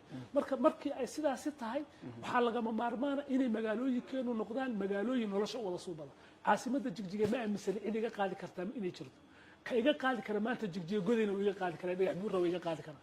macna waxa ku xidhan shalay marka daciifka waa la awoodi waa in laga qaado ha maanta dadkeena awoodto Soomaaliya dhisantay laga ma qaadi marka caasimad baa la rarayaa iyo meel baa loo rarayaa annaga fikirka inay hadda ciyaabo kale naga dambeeyaan dad inturjibaad kala dambaasabay dashalay markaanu xilka hayna dadkaanu u nuglaan weyneen dhulka Soomaalida iyo deegaankiisa iyo caasimadiisa aanu diidnay inaan u sii deyno maanta u sii deyn mayno ka awood badanaysay maanta u sii deyno ka awood badanaay maanta maamul baa jira oo marka la barbar dhigo maamuladii waqtiga jiray ka khilaaf yar annaga khilaaf baan aynu sababtoo kursi baan la ag fadhiyay BRF wax maanta maamulkan jira ag fadhiya ma jiro oo wuxuu yeedhinaya iyaga hadday khaldamaan khaldamaya hadday saxsan yihiin saxsanaya oo si xor oo dimuqraadiga go'aanadooda u qaadanaya marka aad iyo aad bay in opportunity iyo fursadda dadka la siinayo ay magaalooyinkeena kala dhismaan horumarka aan hoos u daadajino dadku ay meel walba adeegkiisa iyo horumarkiisa ku gaadhaan inay shay important tahay baan u arkaa mudane hadda rugcadaaba tay shalayto ilmo yar baad ahayd marka xilka qabatay oo saad ii sheegtay waxyaabo badan ku dul marayay bal ka war hadda hadii fursad aad u helay inaad madaxweyne deegaanka noqoto ma waxa weeye anu hadda ma rajaynayay inaan fursad u helo sababtoo ah dee anigu waqtigii waa soo qaatay 30 sano ka hor baa xilligan madaxweynaha ka noqday mana qaba sida Soomaaliland iyo dad yoga kale qaarkood aan ku aragnay in dadka 70 jirada iyo 90 jirada ay markii xilka sii fadhiyaan waxaan aaminsanahay fikirka in dhalinyaro la fursad la siiyo anu waxaan aaminsanahay wiilashaydii iyo dhalinyaradaydii ay fursad helaan wayna helaan kuwaas wixii experience ku beerinayna mooyee aniga ambitionayga ma jira siyaasad deegaankeenuna inuu siyaasadkii buuqi ka baxo waxay baahan tahay iyaguna kuwa wax dhageystay inay noqdaan iyagana aynu taageero waxaynu ku contribute gareyn karno waa gartay aynu ku contribute haddii siyaasi yahay hadduu caaqil yahay hadduu dhaqan yahay inaan xoojino ayaan u arkaa inay muhiimadda tahay aniga hadda ambition noocaas iguma jiro midnimada maadaama waraysiganu inta badan midnimadu badnaa maxaa keeni kara maanta ummadeeni oo baraarugsan oo sidii shalay aanan ahayn oo xaalado kala duwan soo martay maxaa kordhin kara midnimadooda midnimada waxaa kordhin kara midnimada waxay u baahan tahay shaqo joogta in laga qabto waxay u baahan tahay dhalinyaradeenna in manhajka waxbarashada midnimada qowmiga ah lagaga sheekeeyo iyadoo laga sheekeynayo dhibaatadii ummadda Soomaalidu soo martay mustacmarku u geystay maxay ahayd halka noocay u soo gashay dad fara badan baa midnimada magaceeda u dhintay Sultan Xasan Gabaabe markaan ku eego mooyaala laga soo doortay markii laga soo doortay baarlamaanka Itoobiya u dhex fadhiistay ayuu yiri Soomaali baan waxa la Soomaali matida Oromaan hayde oo ka noqon kama noqonayo waa la dilay kooba laga sameeyay halganka ummadda Soomaalidu in midnimadeeda xaqiijiso soo marto 1 iyo 2 iyo 3 toona ma ragaan ku sheegay aan jigjiga tusaalaha u soo qaatay iyo kuwa gobolada hoose jirada dhammaantood midnimada iyo Soomaalinimada inay xaqiijiyaan oo magaca Soomaaliga la helo halkan fara badan baa loo soo galay waxyaabaha hadda in laga qabto tahay waa in xisbiyada siyaasaddu si midnimada qowmiga u xoojin lahayn ka shaqeeyaan waa in odayaasha waa in mucaarad xaafid midnimada qowmiga waa shay muqaddas waa in ka shaqeeyaan odayaashu sida isku xidhka iyo bulshada nabadeynteeda iyagoo maamulka garabgelaya uga shaqeyn lahayn oo dadka loo beelay loo walaalayn lahaa isagoo ay dawlad casri ah ayna lahayn oo mustacbad joogu dadkeenu walaala ah waa kan kaaga sheekeynay gabaygi baawurka lagu dhaco biyaa faro iyo dhibaatada ka dhacda bariga dhexe intuu bada leeyahay anaa bixin labadaba bada leeyahay anaa bixin baliya abaskuul alla isbaday waa value aan ciyaarahay oo aad qaali u awey inta ay nabadda dadkaasi doonayeen iyo midnimada shacabka Soomaaliya ku saysan waa in manhajkeena waxbarashada aan ku darno waa in khudbadaha masaajidada ku daro iskuulaadka dadka wax lagu baro waa in jaamacadaha maalin waxay arkay jaamacadu leeyahay Ethiopian baan hayeen in lagu dooday way daarintaas sax ma waxay ku tusaysaa halka inuu vacuum iyo gaab jiro gaabkaas waa inuu meesha ka baxo dadkan midnimada qowmiga maxaa dhibaato soo mareen halka noocay soo galeen maxay maanta u baahan yihiin waa in ay hay'ad xisbiyada siyaasaddu ka shaqeeyaan xukuumaddu ka shaqeyso institutionada waxbarashadu ka shaqeeyaan odayaashu intellectual ka shaqeeyaan dadka taariikhdiisii la baro waa in taariikhdii la qoro marka aan midnimada qowmiga ka lahayn midnimada qowmiga waxyaabaha asaaska u maxaa ka mid ah waa in afkiisii ay hormariyaan af Soomaaliga inaan qorro ku hadalno inaan ku hadla kaliya nala ogola laakiin inaan qorro leedii ma ogola lama ogola ruuxi warqad Soomaali soo wata lagu arko waa la dili jiray wixii taariikhdaas maanta loo soo maray inaan afkeennii kobcino oo aan korino oon taariikhdeennii qorano fursad baan u haysanaa maxay naga hortaagan imise intellectual waxbarashaa jirta jaamacada heer walba laga soo baxay naga nasiib taradana qabsatay waxaa markaa xilka qabsanay waxaan ururiyay tirada dadka waxbartay jaamacadeeda 300 oo qof bay dhaafi kari waayeen 300 oo qof wixii degree ama diploma marka la sugayay intaas ay noqdeen intii baan sii qaadnoo Addis Ababa geeyay wasaaradda waxbarashada inaan guddiga evaluation-ka ajaab gumaach wax la dhaw in loo qiimeeyo intii baan ku kala qoray boosaskii mas'uuliyadda maanta imisa sanadkii jaamacadda inaga galaysa imisa wax baranaysa dadka inta go'aalku taariikhda ha qoreen dib ha loo noqdo dareenka iyo walaaltinimada qowmiyadeena laga dhaxaysa dad wax walba ka midaysan baynahay qowmiyadaha kale kala baneen diin kuma kala tagsanin dhaqan kuma kala tagsanin dhalasho kuma kala tagsanin qoyska ugu sheeko us intermarriage Soomaalida rasmiga biyuurka inaan anagu nahay inaan dadka deegaankana ah sababtoo marka hadda dib taariikhan aan u eego aniga intaan component aan ka koobnahay jeesadkayga marka la eego mar waxa la yiraahdaa baxawaadlaas waa hawi mar waxa la yiraahdaa waxa tahay bahabartire mar waxa la dhahayaa bahgaarsan baana mar waxaan ahay ogaadeenka guurkiisa ayeeydii aabahay dhashay isaaq bay berbera lagu guursaday anu qof Soomaali abaanahay qof kasto deegaanka joogana waa sidaas oo kale marka Soomaali darajada labaad ma nihin Soomaaliga rasmiga ah anaga ah annagu kuwa kale Soomaalida u diidanayno annagu Soomaali darajada labaad ma nihin haddaan waqtiga fursad u helay inaynu arrinteena kobcino oo ku faano waa inaan korino waqti gelino waa in jaamacadaha simboosiyada la qabto waa in lecture laga jeediyo waa in dooda la abuuro sidii dareenka loo kobciyo oo ilmaha fasalka labaad afraad markuu yahay lagu bilaabo sidii dareenka qowmiga iyo midnimadiisa loo kobcin lahaa wax badan oo fursadaha inoo furan institutionada dawliga xisbiyada siyaasadeed odayaasha intellectualka ka shaqeyn kara taariikhda qori kara aadiya guntiga gabagabadii barnaamijkeena anoo aad iyo aad kaaga mahad celinaya wax badan na iftiin aad tooshka ku qabatay maxaad intaa ku darnay waxaan intaa ku dari lahaa maanta xaaladda geeska ka jirta xaalad qasan weyn hubanti la'aan siyaasadeed baa geeska ka jirta innagu waxaynu nahay political entity oo ummadda Soomaalida deegaan qowmiyadda Soomaalida deegaankana Soomaaliyana ma nihin Ethiopiana qayb ka mid aynu nahay laakiin qowmiyad baan nahay xaqa aayaheena inaan ka tashano maamulkeena inagu maamulano aayaheena aan go'aan ka gaarnay inaga iskale maanta in meelo kale la inooga soo durbaantumo oo dadkeena iyo dhalinyaradena la kaxaysta ma aha in cid kale inoo yeedhiso oo ay inagu Ethiopiana calaamad gaar ay nagu samaysana ma aha waxa lagama maarmaana wax walba waxaan kaga gudbi karaa inaan midnimadeena qowmiga ah aan xoojino dhisno ayaa lagu abuuri karaa inaan hanano xaqa ay ka tashigeena xaqa ay ka tashigeena macnaheedu ma aha inaan Ethiopia ka goono Ethiopia waxaan rabnaa inaan si siman oo la qaybsano muwaadin darajada labaad baan shalay tahay anu markaan madaxweynaha agaar baa la yiraahdaa agaar waa jeel laakiin ma ahayn agar liji ma ahayn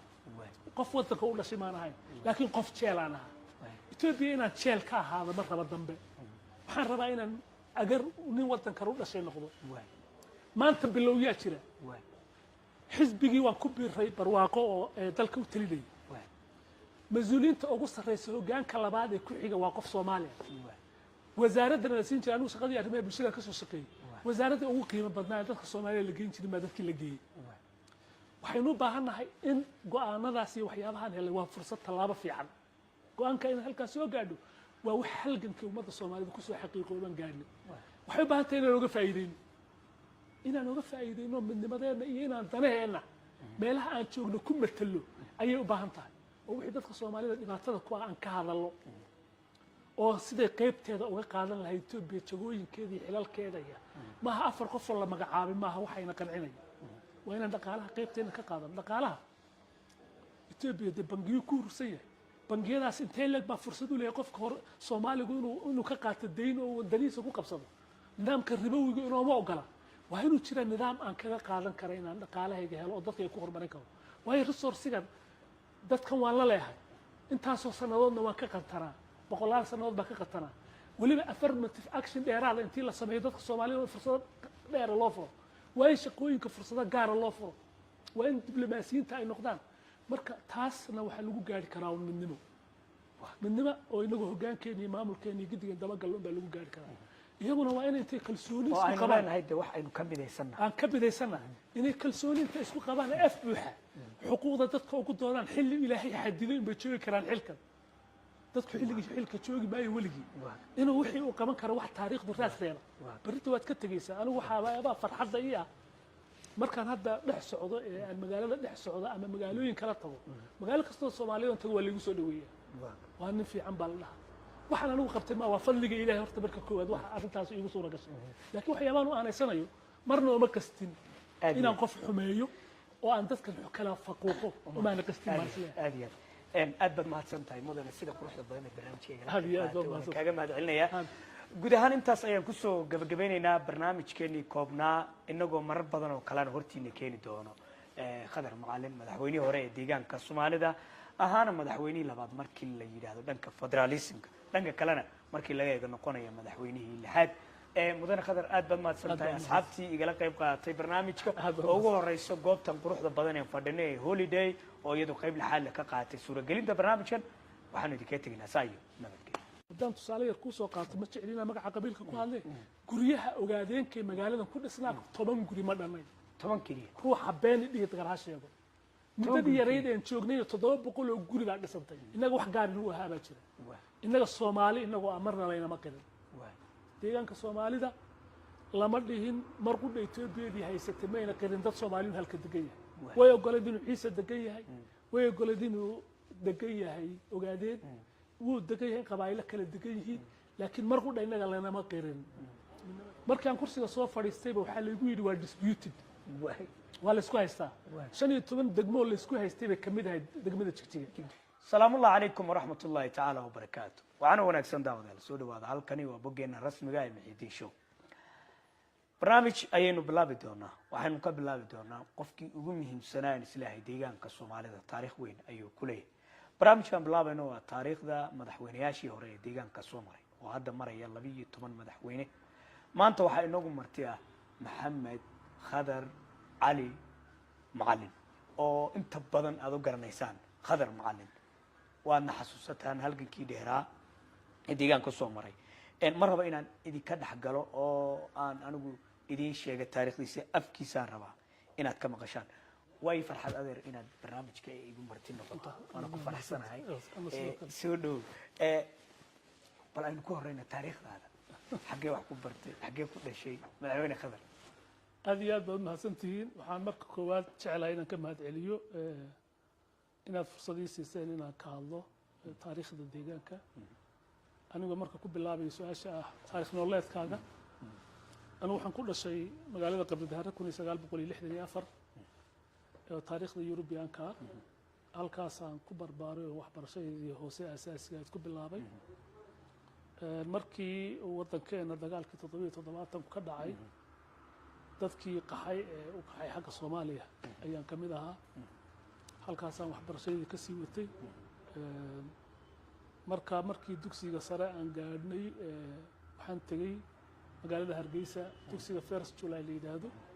halka ku dhigtay form 1 iyo form 2 form 3 gaygii waxaan ku soo noqday Xamar banaadir saraan ku dhigtay form 1 form 3 iyo form 4 kadib markii aan ka qalin jabiyey waxaan galay macadkii Somali Institute of Management ayaan galay macadkii CDM la dhihi jiray halkaasaan waxbarashadayda ku qaatay markaas markii ka hor intii wadankii aan 91kii la soo qixin markaan waxbarashadii soo dhamaystay baan anigu deegaanka ku soo noqday waxaan bilaabay ganacsi markaa kadib ayaan politicska ayaan ku biiray xaas baan ahay caruur baa joogta marka doorashadii deegaanka ee xilligii transitional periodka laga baxayay dadkii ka qayb galay baan ahaa magaalada Qabdahar laga doortay anuu magaca xisbigii ONLF ku soo baxay marka muddo 2 sano kadib na waxa la ii doortay madaxweynaha deegaanka waa gartay 3 sano ku shaqeeyay sax waa gartay adiyo madaxweynihii hore ii daahir waxaad ku kala wareegteen isla 5 sano aadna 3 sano hogaamiyahay sida daa'igu maqaala isaguna 2 sano sideed ku soo fuushay xilka madaxweyne xilka madaxweynenimada waxaan ku soo fuulay sidaad la socoto dastuurku wuxuu qeexayaa multi party system nidaam xisbiya badan baa yaa doorashada lagu gelayaa wuxuuna sheegayaa dastuurku qeexayaa xisbiga aqlabiyadda hela baarlamaanka ama xisbiyada wadaaga ee aqlabiyadda hela ayaa dawladda dhisanaya annagu markii aan doorashada ka qayb galnay isagoo xilli degdega oo weli aanan xataa shahaadadii ururnimo aanan qaadanin ayaanu si degdega doorashada ku soo galnay tirada xubnaha ururka ONLF aan ku sharaxnaa ku soo baxay kuwii soo dambe ahaayeen marka waxaa ku guuleystay dawladdii xisbigii leegada iyo aqlabiyadii baarlamaanka helay oo 76 xubnood ba heleen 76 xubnood iyagaa dawladdii dhistay annagu markaa bannaan joog baan ka ahayn oo maanaan raalli ku ahayn sababta ugu weyn ee soo gali weyna shirkuna waxay ahayd iyadoo degmooyinka qaarkeed doorashadii dib loogu celiyay maqan yihiin inta degmooyinkaasi ay imanayaan doorashadooda dawladda lama dhisi kara hal sugo waayo degmooyin badan baa xilligaa maqnaa marka dawladdii waa la dhisay maadaama dawladda federaalku ayna dhisbi karin inta uu xubin kamida xubnaha federaaligu ka maqan yihiin waa la dhisay ciid baa loo doortay ana markaa xisbi mucaarada ayaan ahayn xisbigii mucaaradka gudihiisii khilaaf ka dhashay oo mahdi ayuub uu sameeyey inuu xilkii ka qaado Allahu naxariistee ayaa khilaafkii halkaa ka dhashay baan annagu aan fursaddan ku nimid ahayn markii ay sidaas u dhacday xisbigii leegadu ku guul daraystay inuu dawladdiisii hago ayay noqotay in dib baarlamaanka la isugu yeedho baarlamaankii baa la isugu yeedhay markii baarlamaanka la isugu yeedhayna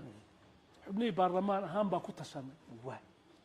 9 zoon baan ahayn 27 xubnood oo guddi aan dhisanay iyagu ha soo go'aamiyeen baan xisbiyadoo dhanna bannaankaan iska dhigay marka sidaasaa 27kii xubnood ay isku raaceen in anigu madaxweyne noqdo oo laygu doortay xubnihii baarlamaanka maalintaa fadhiyay 127 xubnood bay ahaayeen 121 kamid ah baa aniga ii codayso ii dooratay marka sidaasaa laygu doortay waaya markii lagu doortay kadib tallaabadii koowaad ee qaaday maxay ahayd tallaabadii koowaad ee qaadnay waxay ahayd horta markii la doortay la doortay dawladda federaalka noo yeedhay dawladda federaalku waxay la fadhiisiyay guddigii baarista dastuurka oo constitutional inquiry committee guddi la yiraahdo waxay dhaheen sharci ma tihiin haddaad tihiin xisbiga la doortay madaxweynaha maadaama ayna sharci ahayn in aan idinla macaamilno way nagu adkaanaysaa wax miisaaniyad kamid oo idin soo daynayna ma jirto lama macaamili karo sababtoo unconstitutional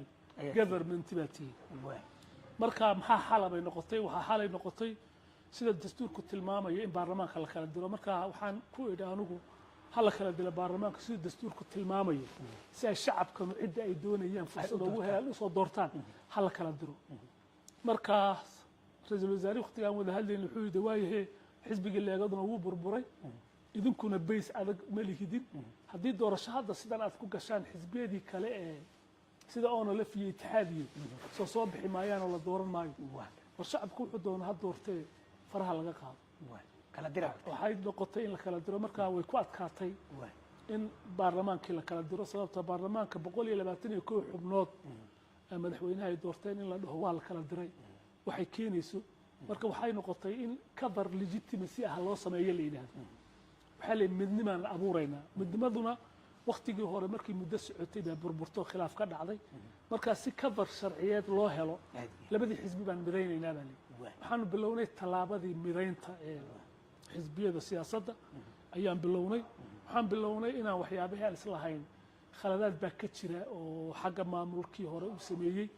inaan dib ugu noqono oo ah in degmooyin la tirtiray iyadoo wax daraasad oo la raacay jirin sida degmada Iimey iyo dhuxun iyo cadaadley iyo waxaa loo tirtiray waxaa la qualified oo ma aha inay degmo noqdaan maamulkii hore inaga horreeyaa tirtiray marka fadhigii ugu horreeyay baarlamaanka nagu yeeshay waxaanu go'aaminay in degmooyinkaas la soo celiyo markaa kadibna waxaanu bilownay processkii midnimada ayuu ahaa oo muddo 9 bilood socday midnimadu say ku bilaabatay midnimadu waxay ku bilaabatay hal la isu yimaado hal la midoobay xisbi walba ha soo doorto tiro xubno oo 7 qof ka kooban xubnaha 7 ah iyo labada xisbi ka socda xisbigii dimuqraadiga liiga iyo xisbigii ONLF nabadda ayaa aasaasay markaasaan bilownay marka heshiis baanu galay heshiiska dhinacyo yaanu galay heshiiskaasi marka mabaadiida guud ee laga duulayo iyo siday wax yihiin baa ku qeexnaa markay ku qeexnaayeen annagu waqti dad yar oo dhalinyaro aan ahayn waxaa weeye waxay sidaabaha midnimada ama iyadoo laga faa'iideysanay waada arrimada midnimadii hore ay u burburtay hal iska ilaaliyo marka waxaan annagu midnimadii waqtiga ku daray waa inay kursiga madaxweynenimada ay ONLF yeelataa ama ogaada yeesho iyagoo kuwii qodobadii kale sidooda yihiin marka EPRF goobjoogana way nala saxeexday sidii baan midnimada ku bilownay xisbiga dimuqraadiga shacabka Soomaaliyeed markuu geedi socodkii midnimada oo shacabka aad ka dhigtay way waxyaabaad is leedahay waad ka gaabisay intaad madaxweynaha ood ka qoomamaynayso ma jiraan marka aan ka hadlayno midnimada shacabkeenu waa shayga asaasiga ah ee bulshadeena tiir dhexaadka waa midnimadana waxaa asaas u cadaalad haddii cadaalad ayna jirin midnimo jiri mayso marka anigu waqtigaa nin dhalinyaro baan ahaa oo caadifaysan oo falalkii ay leegadu samaysay ka cadhaysan waxaan qayb weyn ku lahaa qodobkan in kursigan nin ogaadeena noqdo ayaan gacan weyn ku lahaa waxaan is leeyahay arrintaas cadaalad darray shacabka Soomaalida ku ahayd waxay ahayd in qofka kursiga loo dhiibayo uu noqdo qof qualification-ka noocaas oo Soomaali ah Soomaalidana u sinaato laakiin in qabiil gaar ah la dhaho ogaadeenu baa kursiga noqonaya wax saxan ma ahay aniguna contribution ma ku lahaa waan ka raaligelin baa ka weydiisanaya dadka Soomaalida in tallaabadaasi aan qayb ka ahaa waxyeelana waxay ku ahayd midnimada shacabka sababtoo cadaaladii bay ka horimanayso dadka Soomaalida kale ayay u diidaysay inuu kursigaas yimaado waxay arkeen qabiil leeyahay marka dimuqraasiga majority-gu ha xukunto oo dadka majority-giisa la doorto laakiin in lagu qeexo heshiiska oo la dhaho qabiilkaas baa madaxweyne noqon karo wixii hadda ka dambeeya ma noqon karo cid aan madaxweyne ahayn ogaadeen arrin sax ila waxyaaba ka qoomeynay ka mid ah way midnimadii ummadda Soomaaliyeed inagu og xaalado kala duwan inay soo mareen adin maxaad goob joog u ahay midnimada ummadda Soomaalidu sidaad u socoto waxaa fiican inaan dib u eegno taariikhdeena deegaanka dadka Soomaalida deegaanka dadka Soomaalidu wuxuu la wadaagay shucuubta kale gumaysiga iyo cadaadiska iyo dafiraadda xuquuqahooda dimuqraadiyadeed dhaqaale shucuubka kale wuu la wadaagay oo shucuubta kale Itoobiya way soo wada mareen inaga wax gaar ah u ahaa baa jira inaga Soomaali inagu amarna layna ma qirin deegaanka Soomaalida lama dhihin marqudha Itoobiyadii haysatay mayna qirin dad Soomaaliyeed halka degan yahay way ogoladeen inuu Ciise degan yahay way ogoladeen inuu degan yahay ogaadeen wuu degan yahay qabaayilo kala degan yihiin laakiin marqudha inaga lana qirin midnimadeena Soomaalinimo marka Soomaalinimo waxaa marka jirtay dhibaato fara badan oo kala qaybintaas ay ku yeelatay dareenka qowmiga shacabka Soomaaliduna ma xoogeysnayn sababtoo dad is yaqaano oo maamul ka dhaxeeya ma aynan ahayn oo waxba wadaaga marka inaan dadkii Soomaalida meel isugu keeno oo ay xuquuqdooda u doodaan oo midnimadii qoomiga ahaa iyo dareenkoodii la kobciyo hawsha ugu muhiimsan bay ahayd ee aan qabanaynay taasoo aan ku soo afjarnay inaan xisbiga dimuqraadiga shacabka soomaalida samayno aan samayno waxaa jirtay dhulal fara badan oo laynagu haysto oo dadka soomaalidu maamulkii hore oona laftee xilligii transitional periodka jiray bay cuqdado badan ka qabeen waxaan culays saaray inaan dadka soomaalida ah oo qowmiyadaha kale ay dhulka ka dhexeeyeen si cadaalada dhulkooda u helaan culays badan baan saaray hadday mooyaalo noqoto hadday noqoto degmooyinka hadda laysku dilayay ee garbaciisiya ah inaan shacabkii soomaalida midayno oo shacab wax wada leh oo wax wadaaga uu noqdo oo hal maamul leh ayuu ahaa culayska ugu weyn isla markaasna waxyaabaha yararkee fursadee jira si siman oo cadaalad ku dhisan u qaybsano oo dhammaantood ay equal opportunity u helaan inay ka qayb galaan waxyaabahaas waa waxyaabihii ugu waaweynaan qaban dhowaanta waxaad ka hadasheen caasimadda waxaana sheekooyin waxaa soo baxay kolley madaxweyne mustafa uu ka jawaabay ah calanka waa la bedelaya iyo magaca deegaanka iyo caasimadda adiga iyo asxaab kalena waxaad tidhaahdeen caasimadda waa inay balmar dhinac loo yara leexiyaa arrinta maxaad uga jawaabaysaa mudan waxaan uga jawaabayaa madaxweynuhu ku saxsanaa wax caasimadan deegaanka soomaalida bedeli karaa maanta ma jiro waa rugtii ganacsi waa rugtii ay dadka soomaalidu ku soo urureen waa caasimadii deegaanka iyagaa iskala hogaamin gaadhideeda gaadhaya wax marka intay inoo timaada dhihi karaa caasimadii halkaas ahayd ama federaal baan hoos geynaynaa waan qaadanaynaa ama waanu bedelaynaa ma jirto annagu fikir baan soo jeedinay horta caasimaddu taariikh ahaan processkay soo martay in la eego waa shay muhiima meeshan caasimadda deegaankeena magaalada jigjiga dhowr meelood oo kalaa waqtiyadii hore la go'aamiyey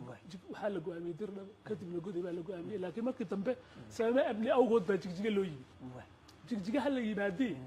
jigjiga markaan taariikh ahaan dib u eegno dadkeena soomaalida ee deegaankan degan waxay ahayd goobtan goob colaadeed 64 waynu qaxnay dad fara badan oo dadkeena kamid ah Soomaaliya galay 77kiina waynu qaxnay waqtigaa hore ee magaalada jigjiga laga degan magaalo Soomaaliyeed baa xilligii dhargiga wuxuu keenay in dadkan Soomaalida mar walba colaada wada si meesha looga baxo inuu dad fara badan ku soo beero oo dadka qowmiyadaha kala magaaladii dad fara badan oo cusub baa lagu soo beeray qowmiyadaha kala magaaladii dadka Soomaalidu lahaayeen guryahoodii awaajkii 1667 soo baxay ruuxa maqan ee dal kale u qaxay waxay noqotay inay dad amxaara la geliyo oo qabaluhu la wareego magaalada jigjiga wax magaalo gacanta inoogu jirtay ma jiro markii aynu soo qaxnay 19 soo noqon waxa tusaale kuugu filan magaalada jigjiga laamiga kala qaybinayay wixii laamiga korka ka ayaa ay dadka qowmiyadaha kala deganayeen wixii hoosta ka ana qabale intii la sheegay bay dadka kale iyo dad amxaara asalkoodu yahay la wada dajiyay magaalo Soomaaliyeed bay ahayd lama dhigi karin waxa inta loo weheliyay marka xagga demografiga sidaas laga eego markaan kursiga soo fadhiistay waxa la igu yiri waa disputed waa la isku haystaa 15 degmo la isku haystay bay kamid ahayd degmada jigjiga kamid ha magaalada jigjiga waa caasimadii deegaanka anagu marka taa ka jawaabayna waxaan culays saaray magaalada jigjiga caasimadeeda saan u sugi lahay go'aanku ku beelgaad buu ahaa heshii lagu soo guuray sabab amni awgood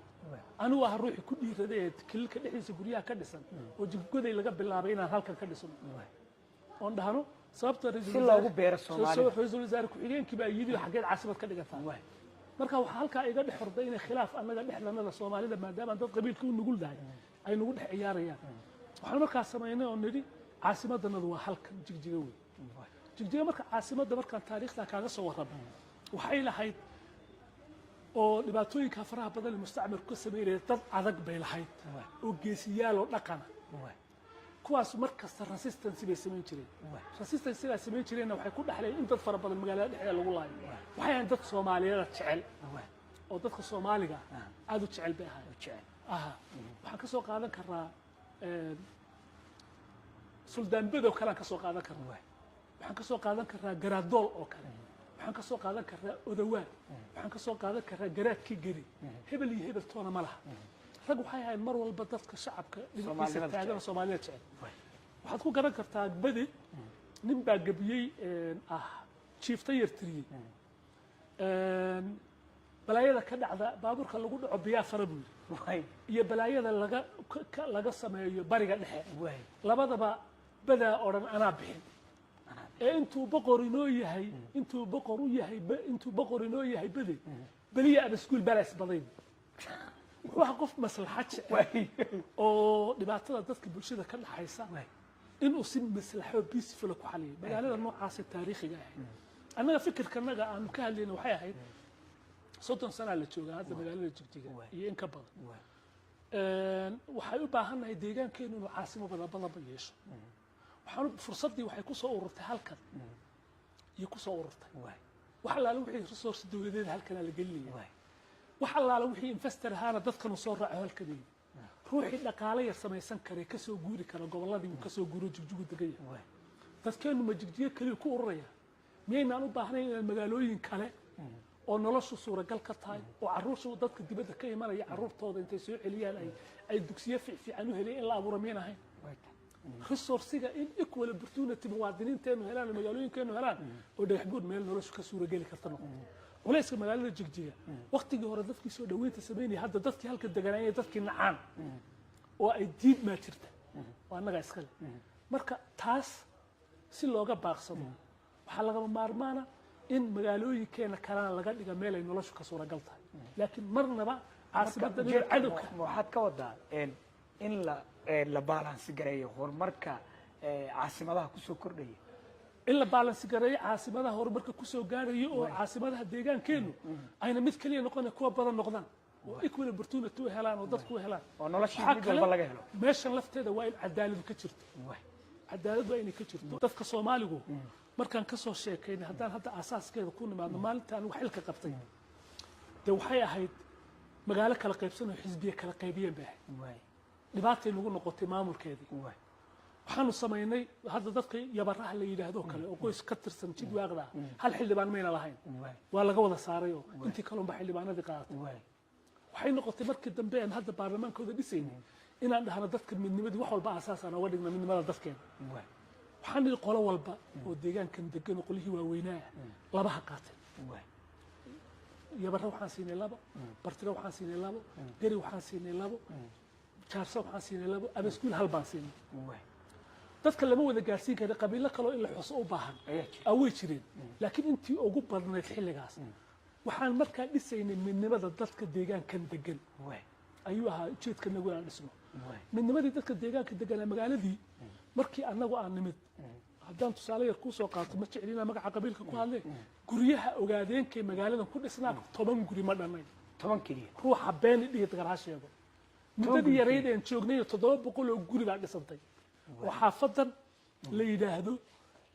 qabalee 05 iyo 06 qabeelaha العادية shanaad ay inay dadkii intay guriyihii wada gataan taas maxaa keenay fursad baa u furantay guryaha la gadanayaa lahaa waxaa la had qowmiyadaadka kala lahaa dadkeennii baa gadanayay waxaa fursad baa u furantay qandaraasyadii oo markii hore package system intii la isugu xidhay ayna dadkeennu qualified u ahayn baan furfuray qandaraasyadii nin walba intuu qaadi karayo si cadaaladaan ugu qayban waxaa weeye inay maxaa timid markaa dadkii lacag helaan waxaa kaloon samaynay go-aan riski aanu qaadanay oo ah dadkanu maadaama ay dhaqaale haynin oo dhulka jiifaan in advance payment la sameeyaan oo aan markaa xeerka ku jirin ayaan sameeyay anoo go-aankeeda qaatay waxaa markaasi timid inuu dadkeennii magaaladii soo dego jawi walaaltinimo dadkii iyaga dhexdooda midnimadooda markaa la keenay dadkii kale Soomaaliya soo degayeen dadku way soo dhaweeyeen sababta culays baa saaran dareenkan hadda jiro kale ma jirin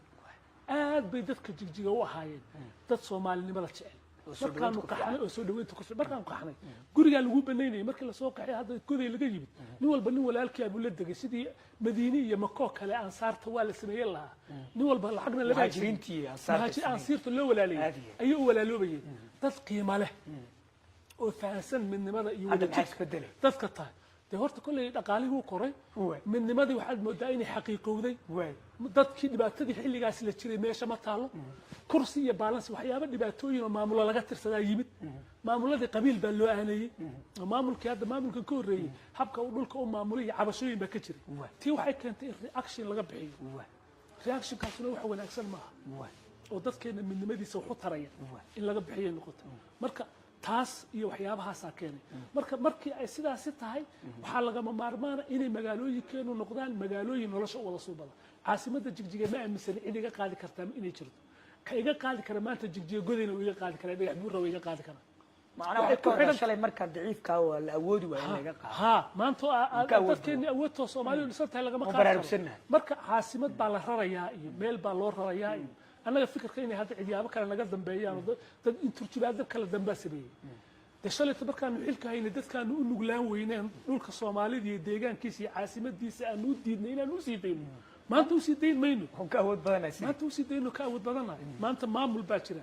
oo marka la barbar dhigo maamuladii waktigaa jiray ka khilaaf yar annaga khilaaf baan hayno sababtoo kursi baa nalala ag fadhiyey BRF wax maanta maamulkan jira ag fadhiyaa ma jiro oo wuxuu yeedhinaya iyagaa hadday khaldamaanna khaldamaya hadday saxsan yihiinna saxsanaya oo si xor oo dimuqraadiga go'aanadooda u qaadanaya marka aad iyo aad bay in opportunity iyo fursadda dadka la siinayo ay magaalooyinkeena kala dhismaan horumarka aan hoos u daadejino dadku ay meel walba adeegkiisa iyo horumarkiisa ku gaadho inay shay important tahay baan u arkaa mudane hadda rugcadaaba tahay shalayto dee ilmo yar baad ahayd marka xilka qabatay oo saad ii sheegtay waxyaaba badan ma ku dul marayay bal ka warran hadda haddii fursad aad u helay inaad madaxweyne deegaanka noqoto waxaa weeye anu hadda ma rajaynayo inaan fursad u helo sababtoo ah dee anigu waktigii waa soo qaatay 30 sano ka hor bahayd xilligaan madaxweynaha ka noqday mana qaba sida Somaliland iyo dad yooga kale qaarkood aan ku aragnay in dadka 70 jirada iyo 90 jirada ay markii xilka sii fadhiyaan waxaan aaminsanahay fikirka in dhalinyaro la fursada la siiyo anu waxaan aaminsanahay wiilashaydii iyo dhalinyaradaydii ay fursada helaan wayna helaan kuwaas aan wixii experience ku beerinayna mooyee aniga ambitionayga ma jira siyaasad deegaankeenuna inuu siyaasadkii buuqi ka baxo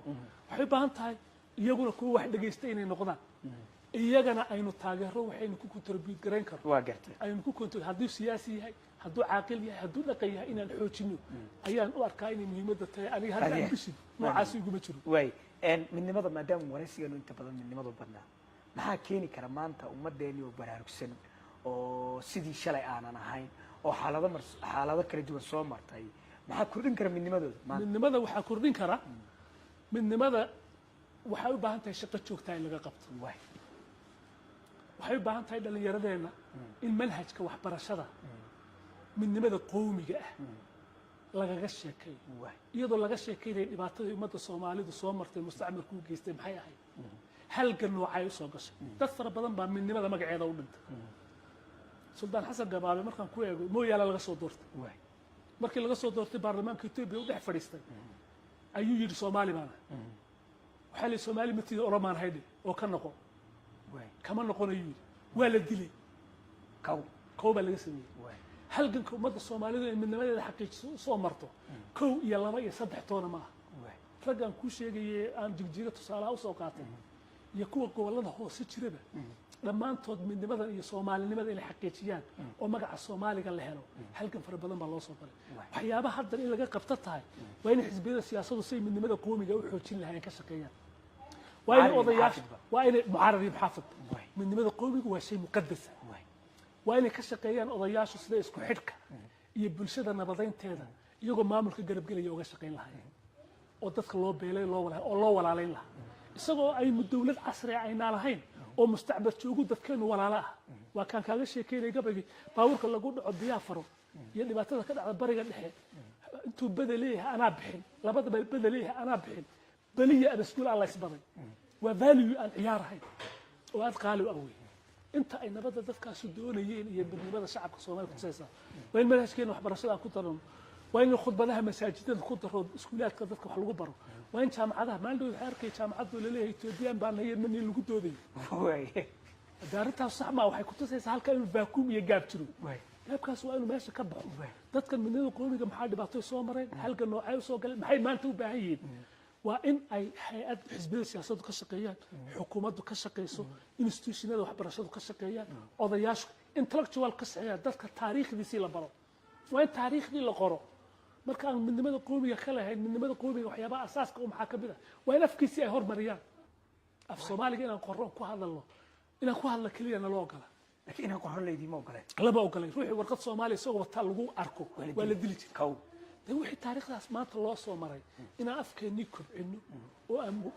korino oon taariikhdeennii qorano fursad baanu haysanaa maxay naga hortaagan imise intellectual waxbarashaa jirta jaamacada heer walba laga soo baxay naga nasiib taradana qabsatay waxaa markaa xilka qabsanay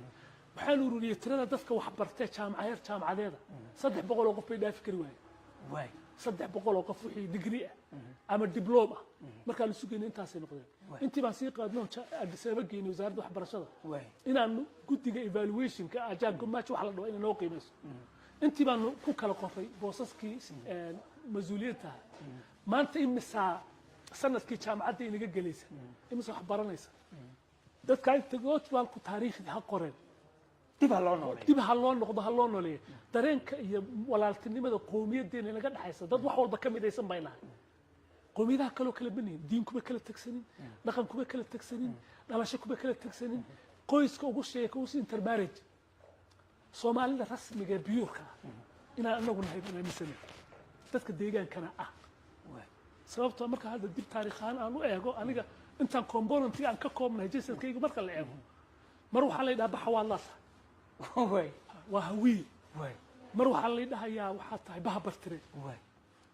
mar waxa la dhahayaa bahgaarsan baan ahay mar waxaan ahay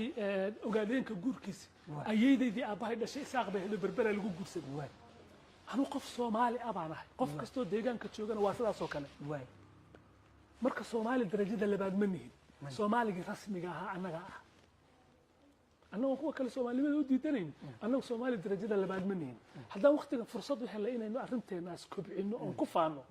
waa inaan korino waqti gelino waa in jaamacadaha simboosiyada la qabto waa in lecture laga jeediyo waa in dooda la abuuro sidii dareenka loo kobciyo oo ilmaha fasalka labaad afraad markuu yahay lagu bilaabo sidii dareenka qowmiga midnimadiisa loo kobcin lahaa wax badan oo fursadaha inoo furan institutionada dawliga xisbiyada siyaasadeed odayaasha intellectualka ka shaqeyn kara taariikhda qori kara aadiya guntiga gabagabadii barnaamijkeena anoo aad iyo aad kaaga mahad celinaya wax badan na iftiin aad toosh ku qabatay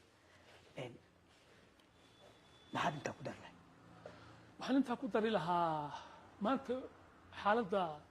geeska ka jirta xaalad qasan weyn hubanti la'aan siyaasadeed baa geeska ka jirta innagu waxaynu nahay political entity oo ummadda Soomaalida deegaan qowmiyadda Soomaalida deegaankana Soomaaliyana ma nihin Ethiopia qayb ka mid ah nahay laakiin qowmiyad baan nahay xaqa aayaheena inaan ka tashano maamulkeena inagu maamulano aayaheena aan go'aan ka gaarnay inaga iskale maanta in meelo kale la inooga soo durbaantumo oo dadkeena iyo dhalinyaradeena la kaxaysta ma aha in cid kale inoo yeedhiso oo ay inagu Ethiopiaanada calaamad gaar ah inagu samaysana ma waxa lagama maarmaana wax walba waxaan kaga gudbi karaa inaan midnimadeena qowmiga ah aan xoojino dhisno ayaa lagu abuuri karaa inaan hanano xaqa ay ka tashigeena xaqa ay ka tashigeena macnaheedu ma aha inaan Ethiopia ka goono Ethiopia waxaan rabnaa inaan si siman oo la qaybsano muwaadin darajada labaad baan shalay tahay anu markaan madaxweynaha agaar baa la yiraahdaa agaar waa jeel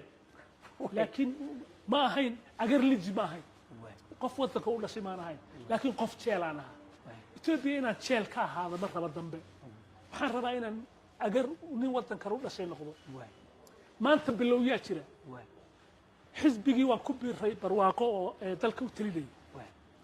mas'uuliyiinta ugu sarreysa hoggaanka labaad ee ku xiga waa qof Soomaali ah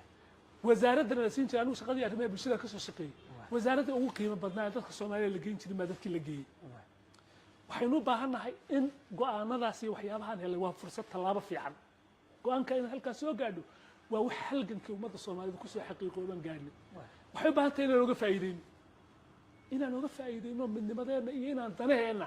meelaha aan joogno ku matalo ayay u baahan tahay oo wixii dadka Soomaalida dhibaatada ku aan ka hadalno oo sidee qaybteeda uga qaadan lahayd Ethiopia jagooyinkeeda iyo xilalkeeda maaha afar qof oo la magacaabay maaha waxayna qancinayaan waa inaan dhaqaalaha qaybteena ka qaadan dhaqaalaha Ethiopia de bangiyo ku urursan yahay bangiyadaas intee leeg baa fursad u leeyahay qofka hore Soomaaligu inuu ka qaato deyn oo wadaniisa ku qabsado nidaamka ribowiga inuu ma ogola waa inuu jira nidaam aan kaga qaadan karo inaan dhaqaalahayga helo oo dadka ay ku horumarin karo waayo resource-gan dadkan waan la leeyahay intaasoo sanadoodna waan ka qantaraa boqolaal sanadood baa ka qatanaa weliba affirmative action dheeraada intii la sameeyo dadka soomaalida fursado dheera loo furo waa in shaqooyinka fursado gaara loo furo waa in diblomaasiyiinta ay noqdaan marka taasna waxaa lagu gaari karaa midnimo oo inagu hoggaankeena iyo maamulkeena iyo guddiga dabagal baa lagu gaari karaa iyaguna waa inay intay kalsooni isku qabaan wax aynu ka midaysannahay aan ka midaysannahay inay kalsooni intay isku qabaan af buuxa xuquuqda dadka ugu doodaan xilli ilaahay xadiday inbay joogi karaan xilkan dadku xilka joogi maayo weligii inuu wixii uu qaban karo wax taariikhdu raas reeba berrinta waad ka tegaysaa anigu waxaabaa farxadda ii ah markaan hadda dhex socdo ee aan magaalada dhex socdo ama magaalooyin kala tago magaalo kastoo soomaaliya tago waa lagu soo dhaweeyaa waa nin fiican baa la dhahaa waxaan anigu qabtay ma waa fadliga ilaahay horta marka koowaad waxa arrintaas iigu suura gashay laakiin waxyaabaan u aanaysanayo marna uma kastin inaan qof xumeeyo oo aan dadkan kala faquuqo umaana kastin aad iyo aad baad mahadsan tahay mudane sida quruxda badan ee barnaamijkeega kaaga mahad celinayaa guud ahaan intaas ayaan kusoo gabagabeynaynaa barnaamijkeenii koobnaa inagoo marar badan oo kalena hortiina keeni doono khadar macalin madaxweynihii hore ee deegaanka soomaalida ahaana madaxweynihii labaad markii la yidhaahdo dhanka federalismka dhanka kalena markii laga eego noqonaya madaxweynihii lixaad mudane khadar aad baad mahadsan tahay asxaabtii igala qayb qaadatay barnaamijka oo ugu horeyso goobtan quruxda badan ee fadhino ee holiday oo iyadu qayb lixaad leh ka qaadatay suuragelinta barnaamijkan waxaanu idinkaga tegaynaa saa iyo nabadgelyo